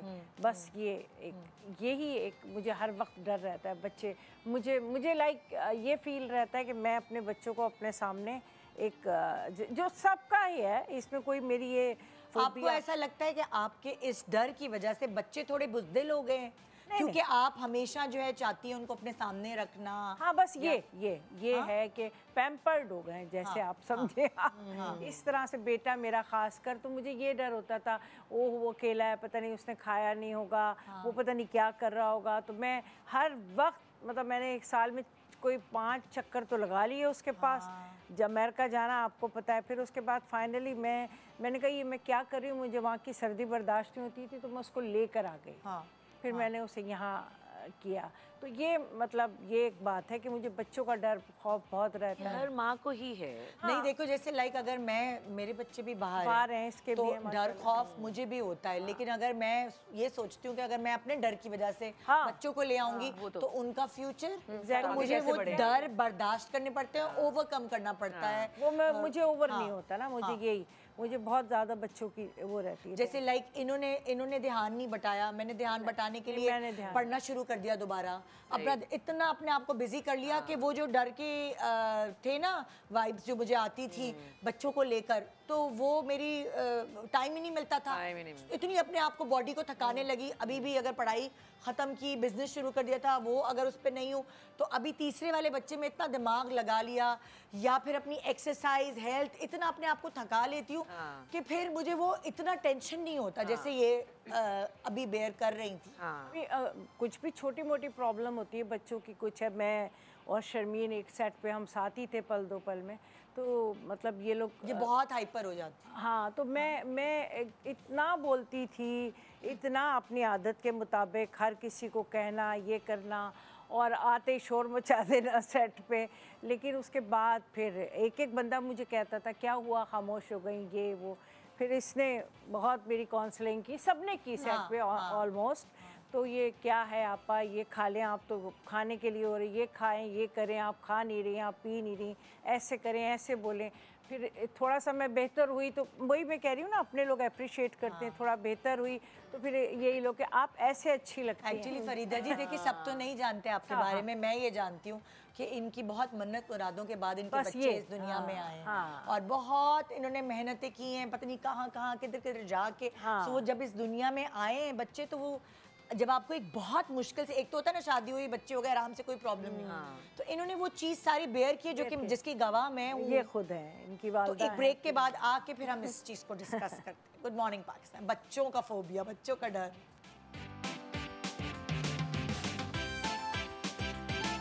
Welcome back. Good morning Pakistan. देखिए, सारी चीज़ें जो हम बातें करें उसका ताल्लुक आपके गट से होता है। मैं आपको बता रही हूँ, सर मैं इनसे पूछूंगी, वाकई बहुत सारी चीज़ों का ताल्लुक गट से होता है। मेंटल हेल्थ हो, डिप्रेशन हो, या सारी चीज़ें। और अपने आप का ख्याल रखना, अपनी हेल्थ का ख्याल रखना बहुत ज़रूरी है। और सही वक्त पर अगर आपको पता चल जाए तो बहुत सारी चीज़ों से आप बच सकते हैं। हम लोग खाने के शौकीन तो हैं ही। हमारा मुल्क, हमारा कल्चर, हर खुशी गमी में खाना होता है। लेकिन खाने के बाद अगर आप टपाल ग्रीन टी अपने रूटीन में, अपनी ज़िंदगी में शामिल कर लें तो आप बच सकते हैं।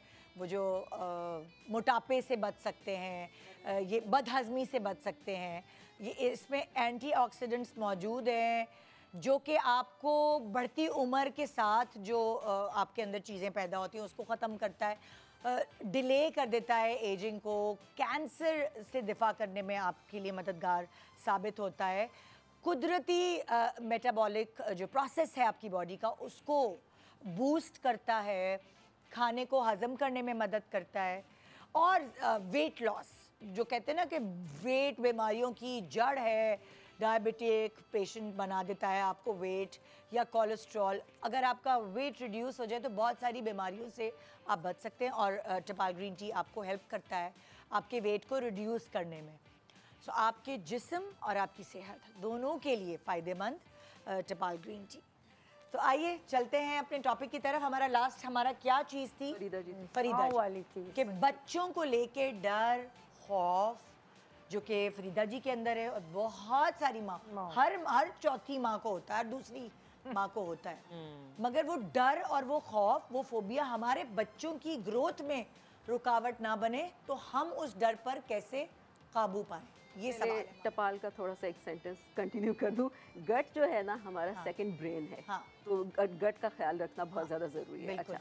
अच्छा, इनका जो है प्रॉब्लम वो बहुत सारी माओं का हमारी सोसाइटी में है, क्योंकि अटैचमेंट स्टाइल जो बच्चों के साथ है ना, बहुत सारी माओं का एंशियस है बचपन से ही, ये ना कर दो, वो ना कर दो, ऐसा हो जाएगा, वैसा हो जाएगा, प्रोटेक्शन के लिए करी होती है। देखिए, जब बचाने के बच्चे लिए। चलना भी सीखते हैं Exactly. और वो गिरते हैं, हाँ। तो बहुत सारी माएँ वावेला मचा दे, मेरा बच्चा, ज्यादा वो चीखती हैं, बच्चा नहीं इतना डर रहा होता। बिल्कुल।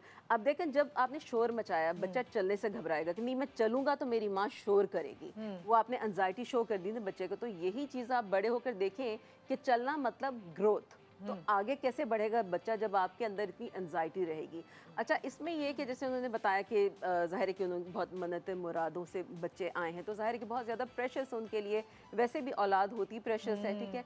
तो उनके अंदर एक वो डर है लॉस का, किसी भी तरह के लॉस का, कि बाहर गया है, दूर गया है, वहाँ ना रह जाए। आई डोंट नो, मैं ऐसे कह रही हूँ, ठीक है ना। और वहाँ उसकी तबीयत ना ख़राब हो जाए, बीमार हो जाएगा, तो कौन केयर करेगा? लॉस खाना जितना अच्छा ये बनाती है, हाँ, एग्जैक्टली। पता नहीं खाना कैसा खाता होगा, आपने ख्याल रखता होगा ही नहीं, टाइम पे कोई मील स्किप कर देता होगा, तो बहुत सारी बातें आई एम श्योर एक माँ सोचती इस तरह से, ठीक है ना।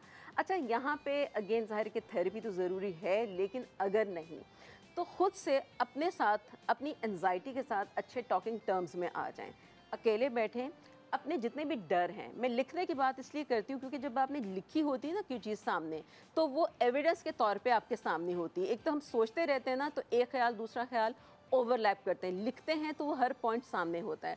आप लिखें कि आपको परेशानी किन किन चीज़ों पे है, ठीक है ना। खाना खाता होगा, एक्सरसाइज करता होगा, सोता नहीं होगा, ये सारी चीज़ें लिखें। फिर आप इसको एनालाइज करें कि ये कितने अहम पॉइंट्स हैं, क्या ये उसकी प्रोग्रेस, उसकी ग्रोथ से ज़्यादा अहम है। तो इस चीज़ को रैशनलाइज करने की ज़रूरत है, यू नो। और ये भी सोचें कि अगर आप जैसे उसको बाहर गया बच्चा, उसको कह रही कि वापस आ जाओ तुम, वहाँ जो भी अगर उसको कोई प्रॉब्लम, वो चैलेंजेस फेस करे, ऑफ कोर्स कल्चरल शॉक भी एक काफ़ी बड़ा लगता है जब बच्चे बाहर जाते हैं। लेकिन वही बात है ना कि ग्रोथ अपने कंफर्ट जोन में कभी किसी ने की नहीं है, कंफर्ट जोन से बाहर निकलना ही पड़ता है। और यहाँ पे थोड़ा और भी एक पॉइंट को बहुत ज़्यादा ज़रा ना रिफ्लेक्ट करने की कोशिश कीजिएगा कि पूरे प्रोसेस में ये जो चीज़ है, ये डर आपका है या आपकी औलाद का भी है। अगर सिर्फ आपका है तो उसके साथ आपने डील करना है, उनका इसमें कोई रोल नहीं है। जी, उनका नहीं है, ये बात तो है। बिल्कुल बिल्कुल। ओके, तो शर्मीन का है सेपरेशन। ये out of all the issues ये सबसे मुश्किल है मेरे लिए बात करना इसके बारे में। एक्चुअली आई फील कि ये स्टार्ट वहाँ से हुआ था जब मेरी सेपरेशन हुई। उस वक्त मैं बहुत स्ट्रॉन्ग थी, बहुत रॉक सॉलिड। जब सेपरेशन हुई, it was mostly my decision, और वो मैंने अपनी मेंटल हेल्थ के लिए लिया था, फॉर व्हाटएवर रीज़न। सबके अपने अपने वजूहात होते हैं, लेकिन मैं उस पर बहुत कन्विंस थी कि जो मैं डिसीजन ले रही हूँ वो बिल्कुल ठीक है। कोई भी मेरे इर्द गिर्द सपोर्टिव नहीं था of the decision that I was taking, लेकिन मैं क्योंकि इतनी स्ट्रॉन्ग थी, मैं सोचा मैं अकेले कर लूँगी, आई विल मैनेज। और वो मैंने किया भी बहुत हद तक। लेकिन उसका हुआ ये कि मैं उसकी वजह से अपनी ज़िंदगी में लोनली हो गई थी काफ़ी, और वो एक जो होता है ना फियर ऑफ अबैंडनमेंट, वो स्टार्ट हो गया मुझे। उसका अब इफ़ेक्ट ये हुआ कि एक तो ये कि मैं अब उतनी स्ट्रॉन्ग नहीं रही, वो उस वक्त टाइम था ऐसा, आई वाज यंग, जो भी था इश्यूज़। अब मेरे साथ ये होता है, I am sure you remember last year मेरे साथ जो हुआ था। अब मेरी अगर ज़िंदगी में कोई दोस्त आ जाए या कोई ऐसा इंसान आ जाए जिससे मैं अटैच हो जाऊँ, तो वो उसको खोने का डर अब इतना ज़्यादा मुझ पे हावी हो जाता है कि मैं बिल्कुल अपनी सेल्फ़ रिस्पेक्ट भूल जाती हूँ। मैं एक डोरमैट बन जाती हूँ। और उसमें होता क्या है, जब आप किसी के सामने डोरमैट बन जाते हैं तो वो आपका फिर एडवांटेज लेना शुरू कर देता है, आपको डील करता है, और वो आपको रिस्पेक्ट करना छोड़ देता है, ठीक है।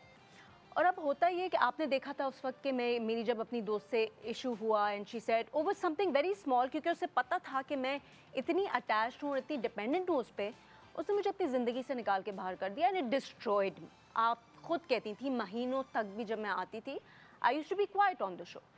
फिर वी डिड रिकनेक्ट अगैन, हमारे फिर बातचीत स्टार्ट हो गई।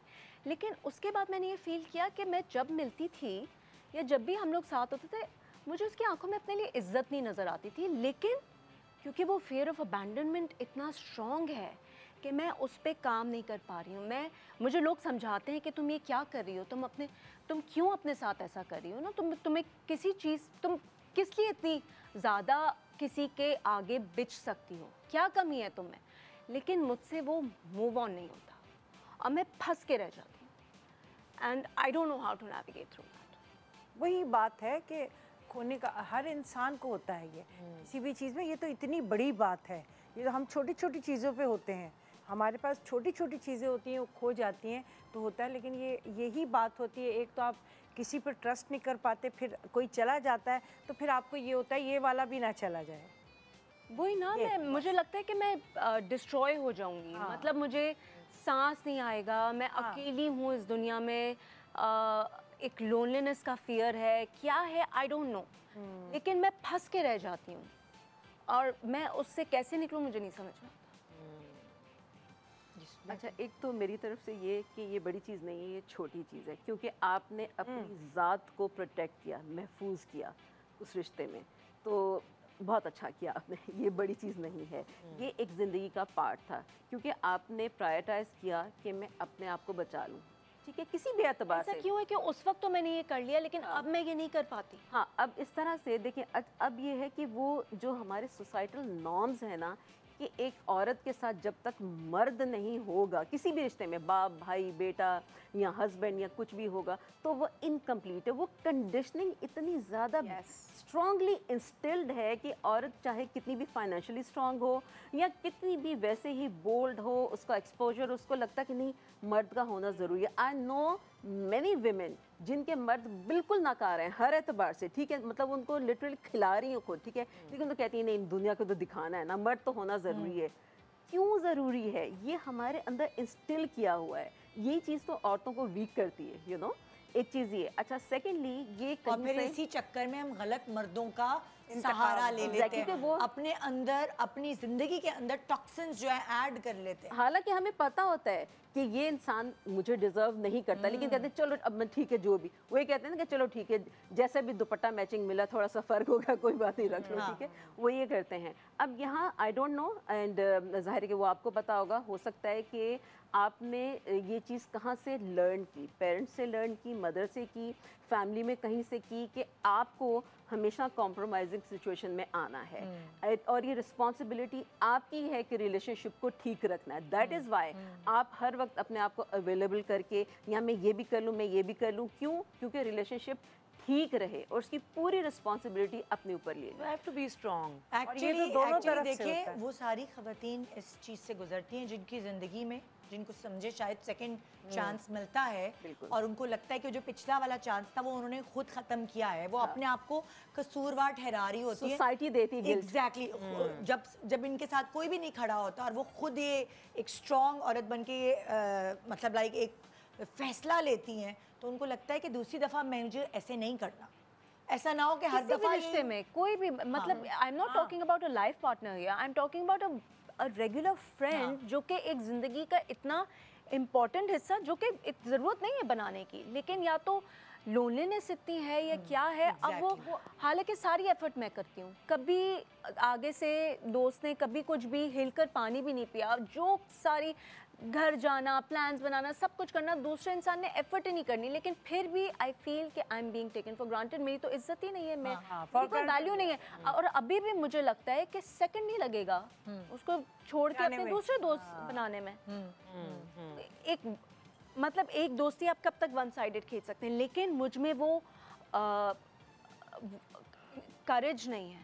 और ये चीज़ आपने सेपरेशन के बाद आई है? Of course. ठीक है, अच्छा वो देखिए उस सेपरेशन ने ना बाद में आपको अपने लिए क्वेश्चनेबल कर दिया।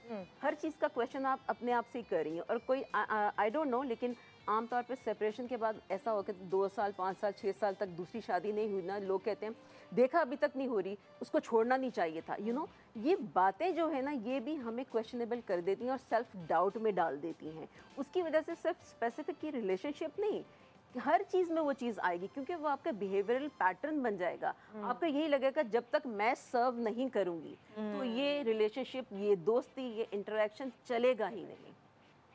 अटैचमेंट स्टाइल ही खत्म कर दे इंसान, जहाँ पे आपको ये लगे कि सिर्फ आप अकेले एफर्ट कर रहे हो एक रिलेशन चलाने के लिए, चाहे वो दोस्ती है, चाहे वो आपके खून के रिश्ते हैं, चाहे वो आपका हस्बैंड है, जो भी है। अगर आप अकेले एफर्ट कर रहे हो तो वो तो आपको इतना स्ट्रांग होना पड़ेगा कि आप खत्म करें उसी वक्त। मगर पता है ये मुझे जो किसी connection तो बहुत ज़रूरी मुझे है किसी ना। बहुत दानिशमंद वही शख्सियत नहीं हो पा रहा ना, वही ना, कि वो strong स्ट्रेंथ नहीं हो मुझ पा में रहे। 10 साल पहले थी अब कि नहीं मैंने आ रही है। डिसीजन ले लिया। अब मेरे एक नॉर्मल सी फ्रेंडशिप में वो स्ट्रेंथ मेरे पास मुझे नहीं किसी है। बहुत दानिशमंद शख्सियत ने एक मशवरा दिया था एक ज़माने में जब मैं अपनी टीन्स में थी कि हमेशा उसको चुनना अपनी ज़िंदगी में जो आपको प्यार जो जो आपको चाहता आपसे हो, प्यार करे, हाँ उसको मत चुनना जिसे आप चाहते हो, ट्रू तो जिंदगी बहुत बेहतरीन गुजरेगी। मुझे किसी ने ये मशवरा दिया था, मेरे दिमाग में ऐसे बैठ गया था कि बहुत सारी तो हर कोई आपके पास ही आता है कि आपसे दोस्ती psychologically करनी है, आपसे रिलेशन बनाना है, कुछ भी हर इंसान आपके पास ही आता है। वो भी बड़ा और डिफरेंट आपका वो सेपरेशन के बाद जो आपने वीक फील किया, बजाय आप स्ट्रांग होती, आप स्ट्रांग होने की बजाय और ज्यादा वीक होगी क्योंकि आपने सारा ब्लेम अपने आप को दे दिया। ब्लेम नहीं दिया क्योंकि नहीं सब दिया, कुछ हाँ। अकेले सर्वाइव मैंने किया ना, और वो अकेले आपने किया। कहीं ना कहीं सोच लिया कि शायद अगर मैं उसमें ना weak अलग हुई होती। It's not even about the fact that I blame myself. I don't. I still stand by my decision. अभी भी मुझे आज ये लगता है कि जो वो उस वक्त मैंने डिसीजन लिया वो सही लिया, मेरे मेंटल हेल्थ के लिए वो बहुत ज़रूरी हो गया था।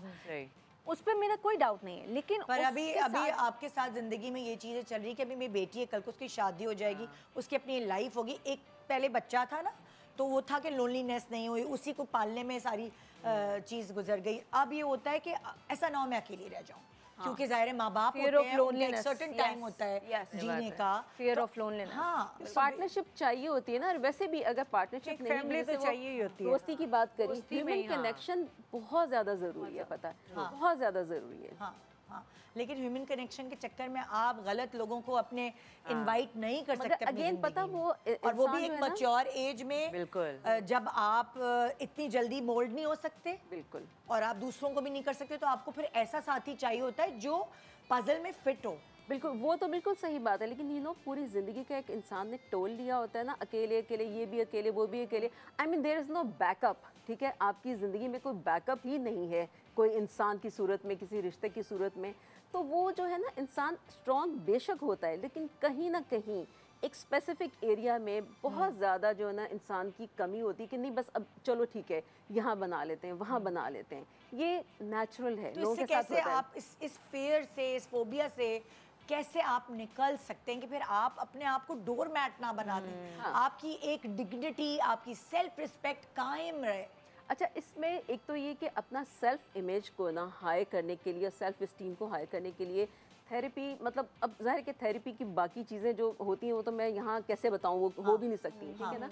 तो थेरेपी बहुत ज़्यादा ज़रूरी है। आपका मतलब जो सेल्फ इमेज है, जैसे आप अपने आप को देखते हैं, आप इसी तरह देख रहे हैं ना कि मैं, जैसे इन्होंने डोर मैट यूज़ किया वर्ड, इसलिए मैं यूज़ कर रही हूँ, आप डोर मैट के तौर पे ही देख रहे हैं ना, ठीक है। आपने अपने आप को जिस तरीके से देखना है, फिर उसके लिए काउंसलिंग बहुत ज़्यादा ज़रूरी हो जाती है। यानी बेसिकली आप सबसे पहले अपनी इज्जत करेंगे तो दूसरे Exactly. करेंगे। Exactly. अगर आप ही नहीं करेंगे तो दूसरे कैसे करेंगे? आपको अपने आप को खुद ताज पहनाना होगा कि you are Yes. The best. ये मुझसे नहीं हो पाता। दुनिया का दस्तूर है, दुनिया वो देखती है जो हम उसको दिखाते हैं। लेकिन ये जैसे मैंने अभी आपको कहा ना कि मैंने अपने आप को एक बहुत लेवल पे बिठा लिया, उसकी वजह से मैं लोगों से बात ही करना शायद छोड़ दिया लेकिन है। मरियम, मैं तुम्हें बताऊं, तुम्हारा एक ऑरा है, तुमसे कोई आए बाएं शाए करने में डरता होगा। मैं एज फेस रीडर या मैं लोगों से इतना मिलती हूँ, मतलब तुमसे कोई आए बाएं शाए करने में डरेगा कि यार ये तो सुना देगी, क्योंकि तुम्हारा एक वो डेवलप हुआ हुआ है ऑरा। तो शायद वो इसीलिए हुआ है कि मैंने अपने आप को कहीं पे किया हुआ है इमेजिन कि मैं ये हूँ और मैं ऐसे इंसान से किसी बात नहीं करूंगी जो मुझे इंसल्ट कर दे। मयाना बनानी रवि चाहिए। नताशा मयाना रवि, जहाँ मयाना रवि होती है बहुत भी नहीं कि लोग असल बात करने में भी balance डरे करना जरूरी और बिल्कुल भी नहीं, तो वो मयाना रवि तो हमने पकड़ ली तो जिंदगी बेहतर एक होगी। छोटा सा कॉल है कि आप मयाना रवि पूरी जिंदगी में हर काम में, जी हर काम में करें, मतलब बात करने में, आपको कोई काम करना है उसमें दोस्तियां करनी है, जो भी चीज़ ज़रा ज़्यादा निकल जाती है खर्चों में तो वो आउट ही होता है। इन्हीं चीज़ों पे शायद मुझे ये लगता है कहीं ना कहीं, क्योंकि ये बात हो रही है अब कि हम अपनी वैल्यू नहीं कभी कभी पहचानते। ये बात मेरे अंदर थी 5-7 साल पहले तक, ये अभी कुछ 2-4 साल पहले ही मैंने अपने अंदर थोड़ी ज़रा ये अक्ल लेके आई हूँ कि यार मैं जब मैं अपने आप की वैल्यू ही नहीं समझूंगी तो अगले बंदे को कैसे पता चलेगा कि मेरी वैल्यू क्या है। कोई डोर मैट वाला हिसाब हो गया कि अगर आप इतना ही बिच रहे हो, अपने दोस्तों के आगे, अपने रिलेशंस के आगे, तो वो तो फिर आपको फॉर ग्रांटेड लेना शुरू कर देंगे ना। अच्छा, यहाँ से मुझे मैं इन लोगों की बात से एक बात पकड़ना चाहूँगी। देखिए, अक्सर आपके अगर घर में बहन भाई होते हैं, किसी को पेरेंट्स बहुत ज़्यादा तवज्जो देते हैं और वो ऑटोमेटिकली इसके अंदर ये वाली चीज़ कि आई एम समथिंग, वो बचपन से ही डेवलप होती है और फिर वो सारा पूरी ज़िंदगी उस चीज़ का मज़ा लूटती है या लूटता है कि भाई मैं तो कुछ हूँ, तो लोग भी उसको वैसे ही ट्रीट करते हैं। कहाँ माँ बाप अपने बच्चों की परवरिश में ये गलती करते हैं कि उनको ये बावर करा देते हैं कि यू आर नथिंग। बच्चे या टीचर्स या कोई भी ऐसी आपकी ज़िंदगी की शख्सियत कि वो उनको ये बावर करा देते कि तुम लोग लूजर्स हो या तुम कुछ हो नहीं, नॉट गुड इनफ। हाँ, नॉट गुड इनफ। एक मिथ है हमारे यहाँ पेरेंटिंग में, खास तौर पे लड़कियों के लिए, कि इसने दूसरे घर जाना है, ज्यादा तारीफें करके इसका दिमाग खराब मत करो, ठीक है, नहीं बिगड़ जाएगी। हालांकि बिल्कुल गलत है, क्योंकि जब आप अपने बच्चों के साथ उनकी क्वालिटीज डिस्कस नहीं करते, उन्हें पता यही लगता है कि हम गुड इनफ नहीं है, इसलिए तो बाहर से कोई भी इंसान आके 50 रुपए के गजरे देकर उसको इम्प्रेस कर देता है। और कितनी बड़ी बात है। हाँ, वो यही होता है, क्योंकि उसको 50 रुपए के गजरे। हाँ, मतलब सही 50 के मिलते हैं ना। बिल्कुल सही कह रही हैं। तो उसको ये होता है कि हाँ देखो मुझे गजरे दे दी, मैं इतनी काबिल हूँ। आप अपने बच्चों की, बेटियों की तारीफ करें, बताएं तुम बात बहुत अच्छे तरीके से करती हो, बैठती उठती कितने अच्छे तरीके से हो, खूबसूरत हो, ये मेकअप सूट करता है, तुम इस सब्जेक्ट में ज्यादा अच्छा यानी आपके पढ़ती हो। कहने का आगे मकसद बाहर है, उसे कोई कहे ना। हाँ, At the नहीं, same- आपके कहने का मकसद है, जो मैं समझी और जो शायद व्यूअर्स समझे, कि आप मयार इतना बढ़ा दें अपनी बच्ची का कि वो कोई भी 2 कौड़ी का बंदा आके कहे, उसको सस्ते ख्वाब दिखा के जो है वो उसकी और जिंदगी रियलिटी बेस्ड रखें, साथ उसको ये भी बताएं कि ये तुम्हारे एरियाज है बेटा, इसमें जो है ना काम करने की और जरूरत है, पर्सनालिटी और ग्रूम करेगी, ये मैं उनकी कहने तारीफ वाली करेगी, दिमाग खराब नहीं होगा, उनको अपनी वर्थ पता चलेगी। Exactly, आप आज मैं कहती हूँ किसी ग्रोन अप लड़की से, आम लड़की से पूछ रहे हैं कि अपनी 3 क्वालिटीज बताओ, वो सोचने बैठ जाएगी, उसको पता भी नहीं होगा क्या है मेरी क्वालिटीज, क्या है क्वालिटीज, कोई क्वालिटी नहीं समझ में नहीं आ रही होगी, बुराइयां वो फौरन बता देगी। ये थेरेपी में मैंने देखा है, बुराइयों की एक लिस्ट होगी, मैं ये नहीं कर सकती, मुझे ये नहीं आता, मेरी मैं वो अम्मी नहीं कर ये सकती। कहती है, Honestly, ये घर से होता है। अगर आपकी फैमिली आपको अपब्रिंगिंग बहुत में सपोर्टिव यही होता है, इसलिए अगले घर में जाना तो अगले घर में आप उसको बिल्कुल बेवकत करके भेजना चाहते हैं, मतलब उसको बताएं तो वो क्या है, इसलिए तो उसको ना अगले घर भी जाके ना वो बहुत नर्वस रहती, कंफ्यूज रहती कि मैं क्या हूँ, मैं कहाँ हूँ, इसलिए जिसने जो कहा वो मान ली, कर लिया, और लेटर ऑन 40 के बाद जाके पता चलता है कि भाई मैंने तो गलत किया था। एग्जैक्टली। छोटा सा ब्रेक के बाद हाय कुछ बटरफ्लाईज हो रही है मेरे दिल में अजीब अजीब सी। Good morning Pakistan.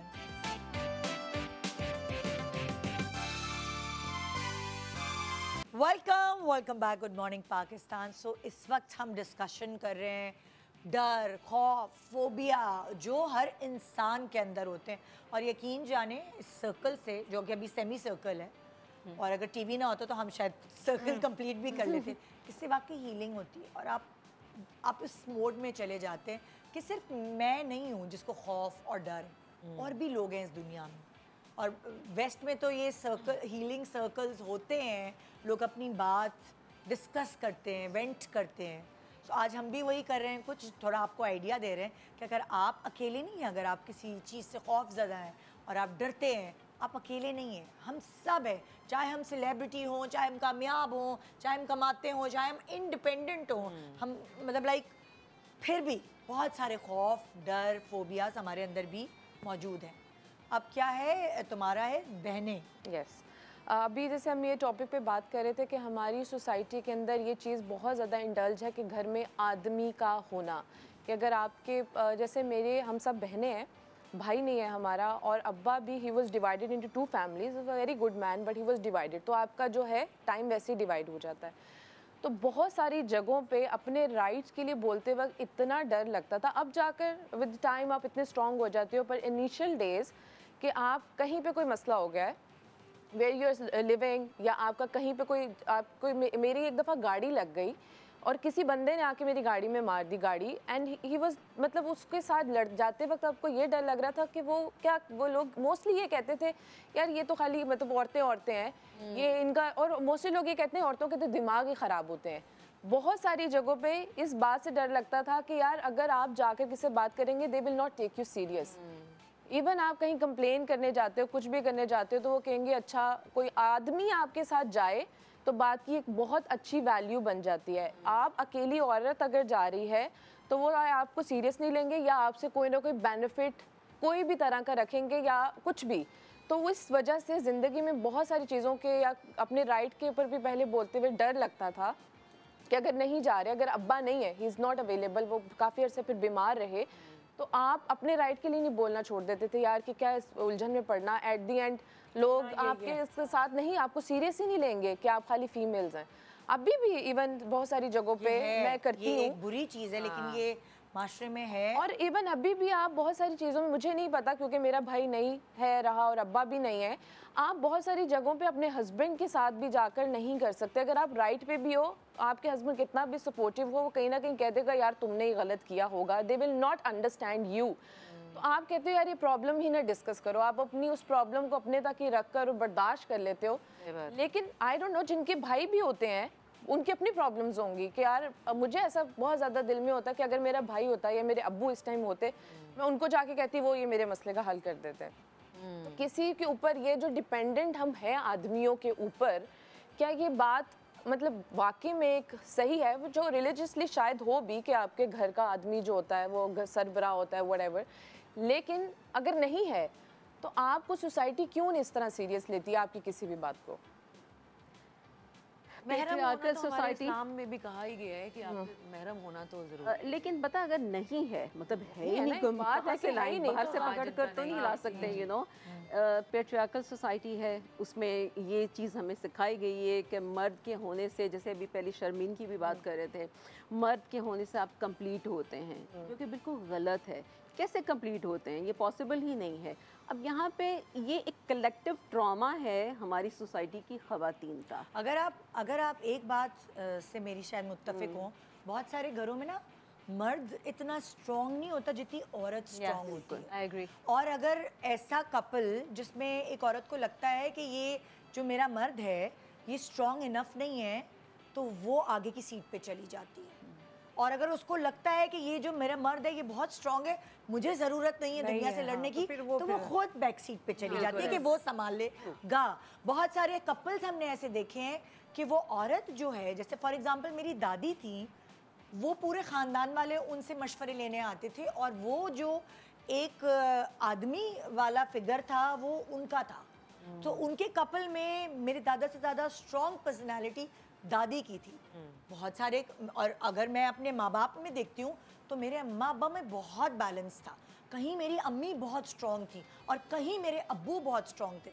ऐसा नहीं था कि दोनों कभी कोई फ्रंट सीट पे होता था, कभी कोई फ्रंट सीट पे होता था। बहुत सारी चीज़ें ज़िंदगी में ऐसी थी। हमारे घर हमारे साथ भी ऐसा ही है। हाँ, मतलब मैं और शबीर का बिल्कुल सेम, आपके अम्मी अब्बू जैसा, कि कहीं मैं हो जाती हूँ कहीं वो होते हैं। बिल्कुल ठीक है। प्रॉब्लम ये है लेकिन कि पता है जो फिजिकल प्रेजेंस है ना, वो बहुत ज़्यादा सिग्निफिकेंट है हमारी सोसाइटी में। लाइक कई घरों में प्लम्बर या कोई इलेक्ट्रिशियन काम भी करने आएगा ना, भाई है घर में, भाई को ऐसा व्हाट, भाई आपने काम करना है, आपको पैसे मिलेंगे, भाई की ज़रूरत आपको क्यों है? ये बहुत ज़्यादा डेली रूटीन में बिहेवियर्स होते हैं। लेकिन मैं आपको एक बात बताऊं, हमारे यहाँ ना एक दिमागी तौर पे बना हुआ है, क्योंकि मैंने अपनी अम्मी को इतने मर्दाना काम करते देखा तो मैं उनकी जैसी हो गई। और उनकी जैसे होने की वजह से मैंने नुकसान उठाया कि वो जो ये प्लम्बर कारपेंटर ये मुझे सीरियस नहीं लेते थे। आहिस्ता आहिस्ता आहिस्ता मैंने अपनी अम्मी वाला रूप अलग करके मैंने अपने मियाँ को आगे किया कि तुम संभालो। और जब मैंने ऑब्जर्व किया, जब उसने संभालने शुरू की चीजें, तो वो ये लोग सब उसको सीरियस लेते थे।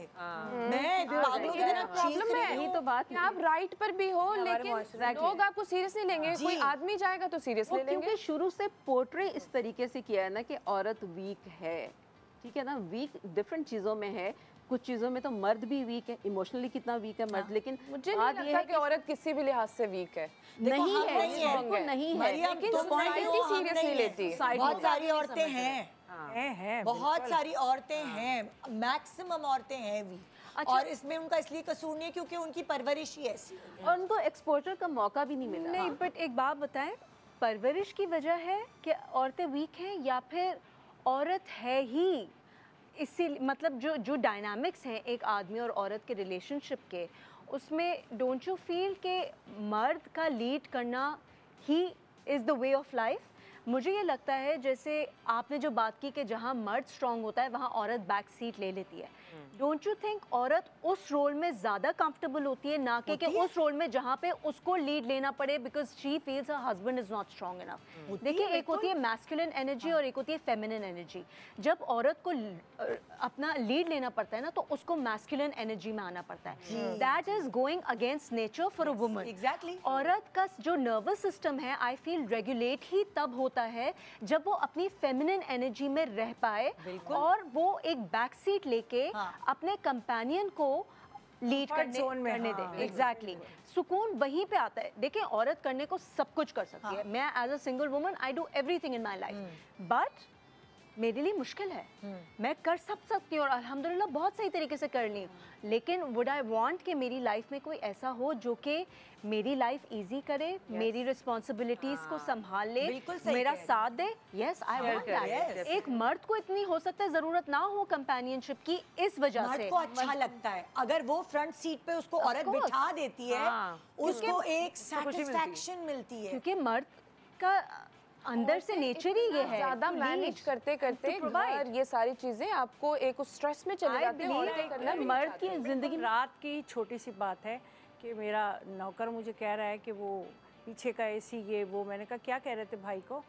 कहता ये बता रहा था, आपको बता रहा। मैंने कहा नहीं प्लीज़ मुझे नहीं बताओ, ये उन्हीं का डिपार्टमेंट, मुझे ये टेक्निकल चीज़ें नहीं, जो मैं चीज़ें कर रही हूँ। शब्बीर कहेंगे तो आप करा लीजिएगा ना, आप देख लीजिए। मैं कहा नहीं, ये आप ही समझते हैं, मुझे नहीं पता। यू वांटेड कि आपका बर्डन कम हो, क्यों आपने हर बर्डन आपने अपने ऊपर ही लेना है? दोनों के रोल्स है ना, जैसे औरत को ये है ना कि मैं लीड करना मुश्किल लगता है, ठीक है, ऐसे मर्द को भी सर्टेन एरियाज में लीड करना मुश्किल लगता है। ये दोनों, जैसे औरत को है कि मर्द हो ताकि मेरा बोझ बढ़ जाए, मर्द को भी ये होता है। एब्सोल्युटली। देखिए, और ये दोनों जब भी तो रोल्स है ना डिफाइंड। और नेचर का लॉ क्या है? मर्द is a provider, woman is a नर्चरर। मर्द प्रोवाइड करेगा फैमिली के लिए और वुमन जो है उस फैमिली को नर्चर करेगा, ठीक है।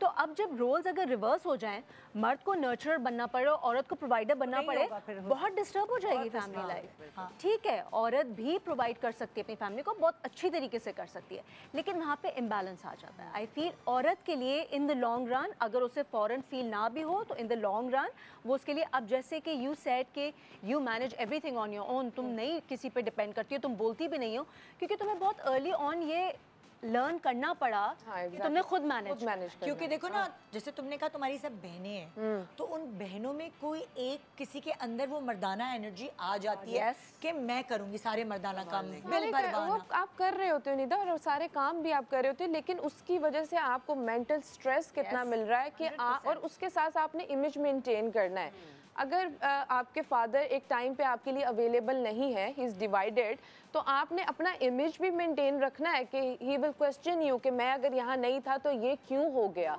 आपने उनको जवाब भी देना है। ये स्ट्रेस उनके ऊपर होना चाहिए कि आई वॉज नॉट देयर, लेकिन you are taking the stress कि वो नहीं थे तो पीछे से कुछ हो जाएगा तो ही विल आस्क अस।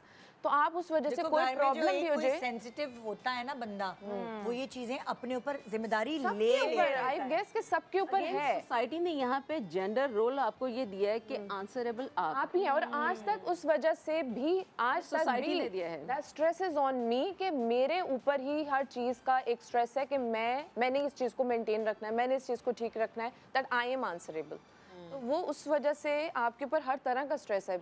बाहर भी आपने चीजें देखनी है और घर पे भी आंसरेबल आप हैं। हाँ, जैसे घर पे भी ये अभी बात हो रही थी हस्बैंड वाइफ की, अब मासियों का जो डिपार्टमेंट है वो औरतों के अलावा कोई सॉल्व भी नहीं कर सकता। आदमी खराब भी करते हैं। मैं आपको बता दूं, आई ना वे हट जाए ना, अगर आप अगर मासी को बहुत ज्यादा कुछ कह रहे हैं तो वो अक्सर आपको कह देंगे यार तुम बहुत ज्यादा ही करती हो, मासी को तंग करती हो, ये करती हो, वो करती हो। वो ज्यादा ईजी किसी के साथ अगर थोड़ा सा लीनियंट हो जाए, मासी भी खराब हो जाएगी। कि नेक्स्ट डर की तरफ चलते हैं, जो कि ये डर भी होता है paranormal activity.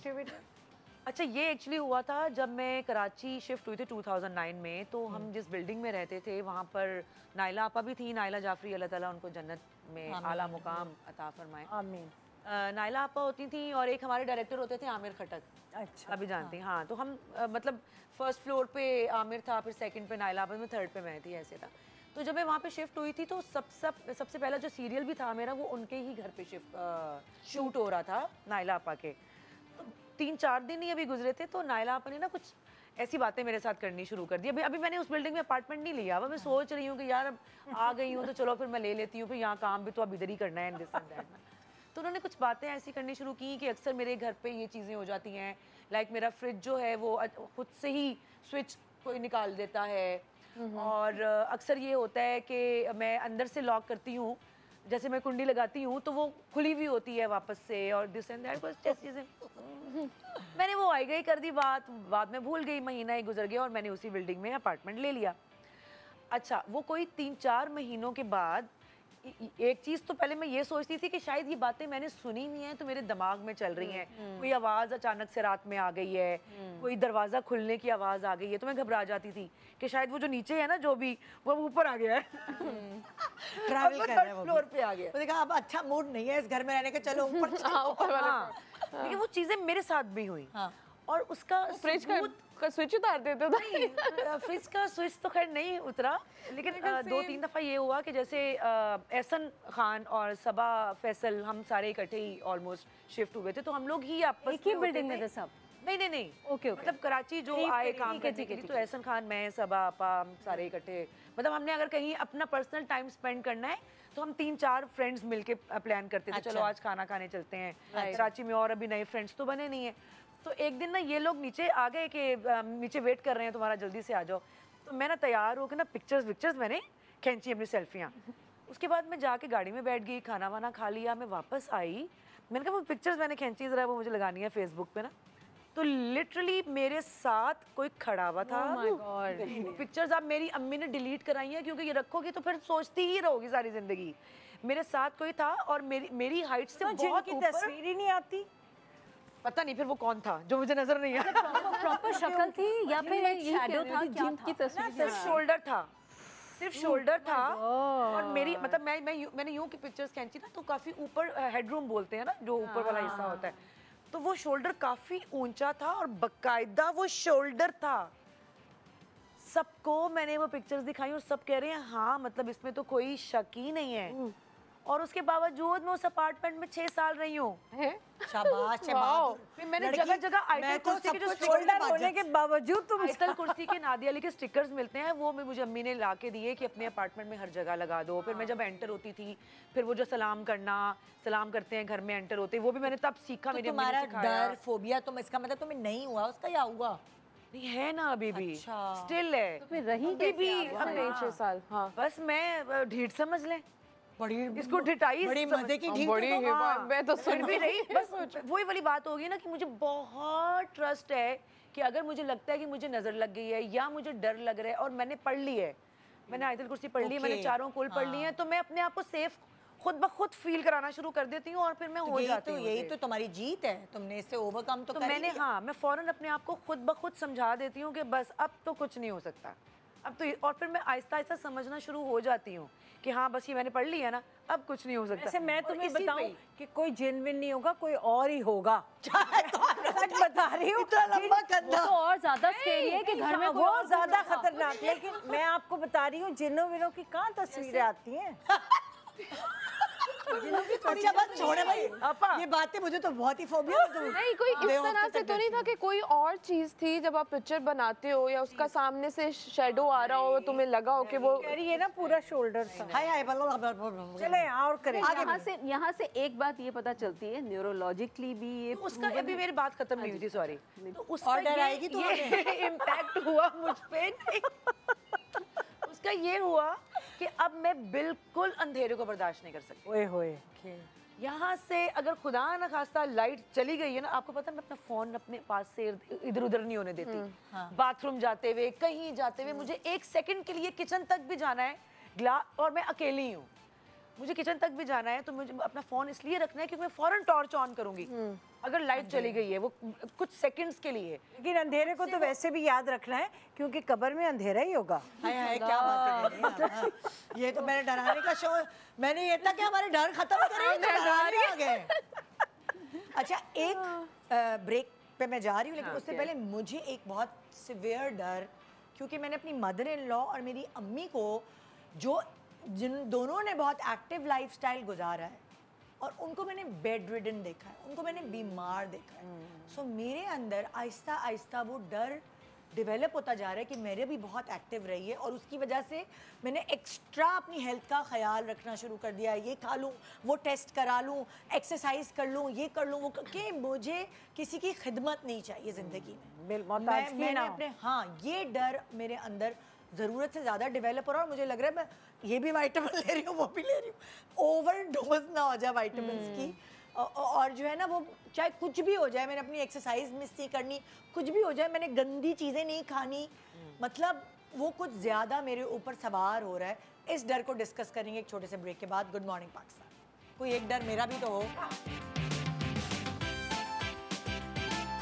Welcome back. Good morning Pakistan. So जी, तो हम अपने डर, खौफ, हम इन सब चीज़ों को डिस्कस कर रहे हैं। और जैसे कि मैंने कहा कि वो एक टाइम पर वाकई आपको बहुत आप दुआएं करते अल्लाह मियां मुझे चलते फिरते उठाएं, आमीन। और क्योंकि मेरा ये ट्रॉमा, और मैंने अपनी सास और अपनी अम्मी को देखा है इतनी एक्टिव लाइफस्टाइल के बाद बेड रिडन होते हुए, तो उनकी वजह से मुझे बहुत खौफ और डर बैठ गया है इस चीज़ का कि हड्डियाँ ना टूट जाएं। अक्सर लोग बाथरूम में गिरते हैं, उनकी हड्डियाँ टूट जाती हैं। तो उस डर से मैंने ज़िंदगी में पहली दफ़ा एक एक्सरसाइज शुरू की है, स्ट्रेंथ ट्रेनिंग शुरू की है, उस खौफ और डर की वजह से, जो चीज़ उन्होंने अपनी ज़िंदगी में नहीं की। पूरा लाइफस्टाइल तो बड़ा एक्टिव रखा, लेकिन जिम, एक्सरसाइज, स्ट्रेंथ ट्रेनिंग ये नहीं की। एक सर्टेन टाइम पे वो बैठ गए थे, बस रिटायर हो गई, बैठ गए। सो मेरे अंदर ये डर बहुत ज़्यादा है। अच्छा, उसका देखें बहुत ही ऑब्वियस रीज़न है ना आपके सामने कि आपने अपनी अम्मी को, अपनी मदर इन लॉ को देखा जो कि बहुत एक्टिव ख़वातीन थी, ठीक है ना। आपको हुआ कि ये अगर बिस्तर पे आ गई हैं तो मतलब मैं क्यों नहीं आ सकती, या कोई और क्यों नहीं आ सकता। तो आपने प्रिकॉशनरी मेजर्स लेना शुरू कर दिए, जो कि बहुत अच्छा है अपने बचाव के लिए। अब यहाँ पे क्वेश्चन ये है कि आप सब कुछ अच्छा कर रही हैं, खाना अच्छा खा रही हैं, एक्सरसाइज कर रही हैं, स्ट्रेंथनिंग कर रही हैं, उसके साथ आप क्या परेशान फिर भी रहती हैं? नहीं। तो फिर ये तो बिल्कुल अच्छा है कि आपने इसको पॉजिटिवली चैनलाइज कर लिया है ना। हाँ, खुद अपने ऊपर काम कर रही हैं। वो तो बहुत अच्छी बात है कि आपने, देखिए, दूसरों को ज़रूरी नहीं कि कुछ हमारे साथ हो जाए तो अब भी हम लेसन लर्न करें। दूसरों को देखकर जो लेसन लर्न करते हैं ना, बादशाह लोग होते हैं। तो फिर ये कोई खौफ और डर नहीं है, वो आप, ये डर है बेहतरी के लिए। ये देखिए, ये डर, फियर जो मैंने इनिशियली कहा था, फियर अच्छा होता है, ठीक है ना। उस फियर ने आपकी लाइफस्टाइल कितनी बेहतर कर दी, ठीक है, आपको कॉशियस कर दिया। एग्जैक्टली, ठीक है। अब लाइफस्टाइल जो बेहतर है, ज़्यादा हेल्दी है, उसके साथ आपको देखना, ये अपने आप को ना ऑन एंड ऑफ चेक करती रहा करें इंटरनली कि मैं इसका कोई स्ट्रेस तो नहीं ले रही हूँ। मतलब जो भी कर रही हैं उसको हंसी खुशी मज़े से कर रही हैं, अपनी बेहतरी के लिए। स्ट्रेसफुल होकर तो नहीं कर रही हैं। अगर स्ट्रेसफुल होकर कर रही हैं तो फिर वहाँ सोचने की बात है। यही आप मेरा वो डर वाली बात तो बीच में रह गई ना। कौन सी वाली? कि वो जो मैं अंधेरे से फिर बहुत ज़्यादा डरना शुरू हो गई कि मोबाइल भी नहीं छोड़ती। तो हमें डर आ रही थी, वो सिर्फ ये वजह नहीं है, एक रीज़न नहीं है। मैंने आपके ही शो पे बैठकर ये बात डिस्कस की थी कि हम लोग एक शूट पे गए हुए थे गिलगित से आगे थोड़ा, तो वहाँ पे भी इस तरह की एक्टिविटीज़ कुछ हुई थी, जिसकी वजह से हम आधी रात को ही हमें वहाँ से निकलना पड़ा, क्योंकि हमारा 2 दिन का वहाँ पे शूट था। तो ये 2-3 चीज़ें मेरी ज़िंदगी में हुई हुई हैं, तो इसलिए मैं बहुत ज़्यादा डरती हूँ।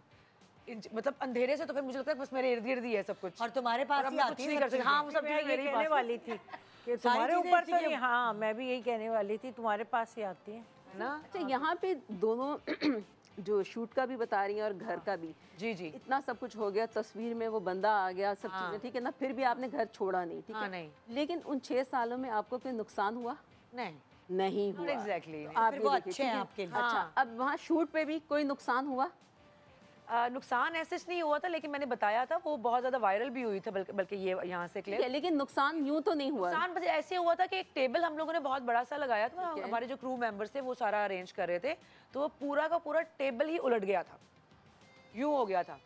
तो उसके ऊपर जो हमारे डायरेक्टर थे फैसल बुखारी साहब, उन्होंने अलानिया वहाँ पे बोला था कि हम लोग आपको यहाँ पे किसी को तंग करने नहीं आए हैं, हमारा यहाँ पे काम है, हम करके सुबह में चले जाएंगे। लेकिन उस हरकत के बाद हम सारे इतना डर गए कि हम रात क्यों रुकते भाई। फिर हम आधी रात को ही वहाँ से निकले, वो पूरा जंगल ही था एक्चुअली।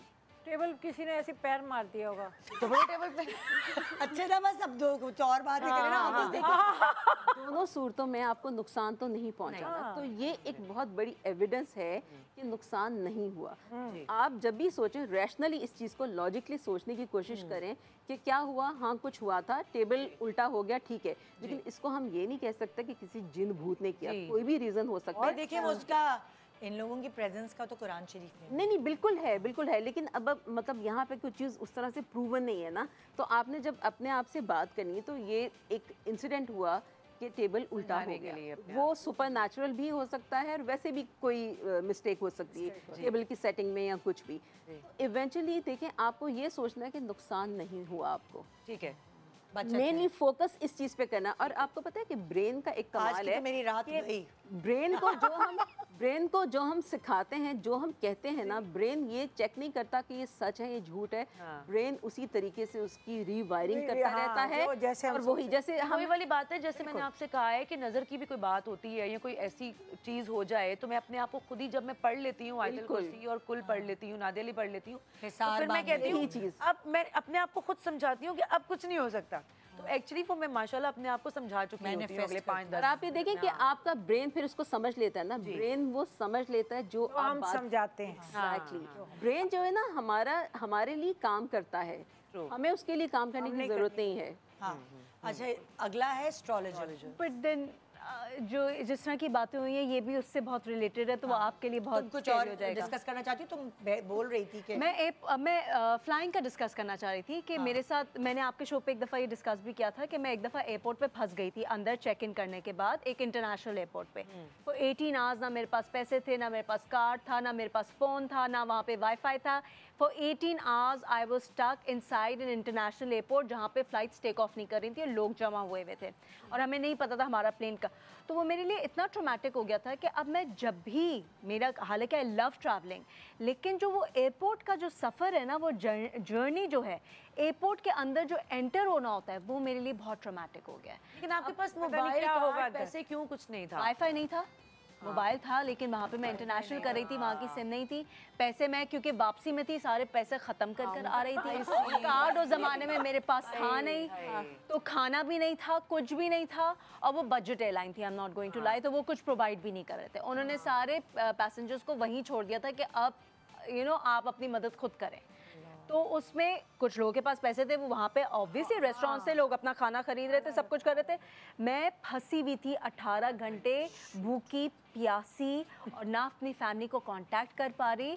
और वो ये कह रहे थे कि अगर आपने ऑफलोड होना है तो उसके लिए फिर आपको दोबारा वीज़ा अप्लाई करना पड़ेगा, क्योंकि वो सिंगल एंट्री वीज़ा था जिसपे में जब आप चेक इन करते हैं तो वो ख़त्म हो जाता है वीज़ा, तो वो दोबारा, और उसके लिए भी 50,000 रुपये वीज़े के, वो भी नहीं थे मेरे पास। तो वो एक इतना 18 घंटे उस टॉर्चर में रहना, जब मुझे ये नहीं पता कि मेरी फैमिली क्या सोच रही है, कितना परेशान हो रही है, मैं उन्हें कैसे अपडेट करूं। मैं यहाँ पे एक अकेली एक अलग मुल्क में पड़ी हुई हूँ।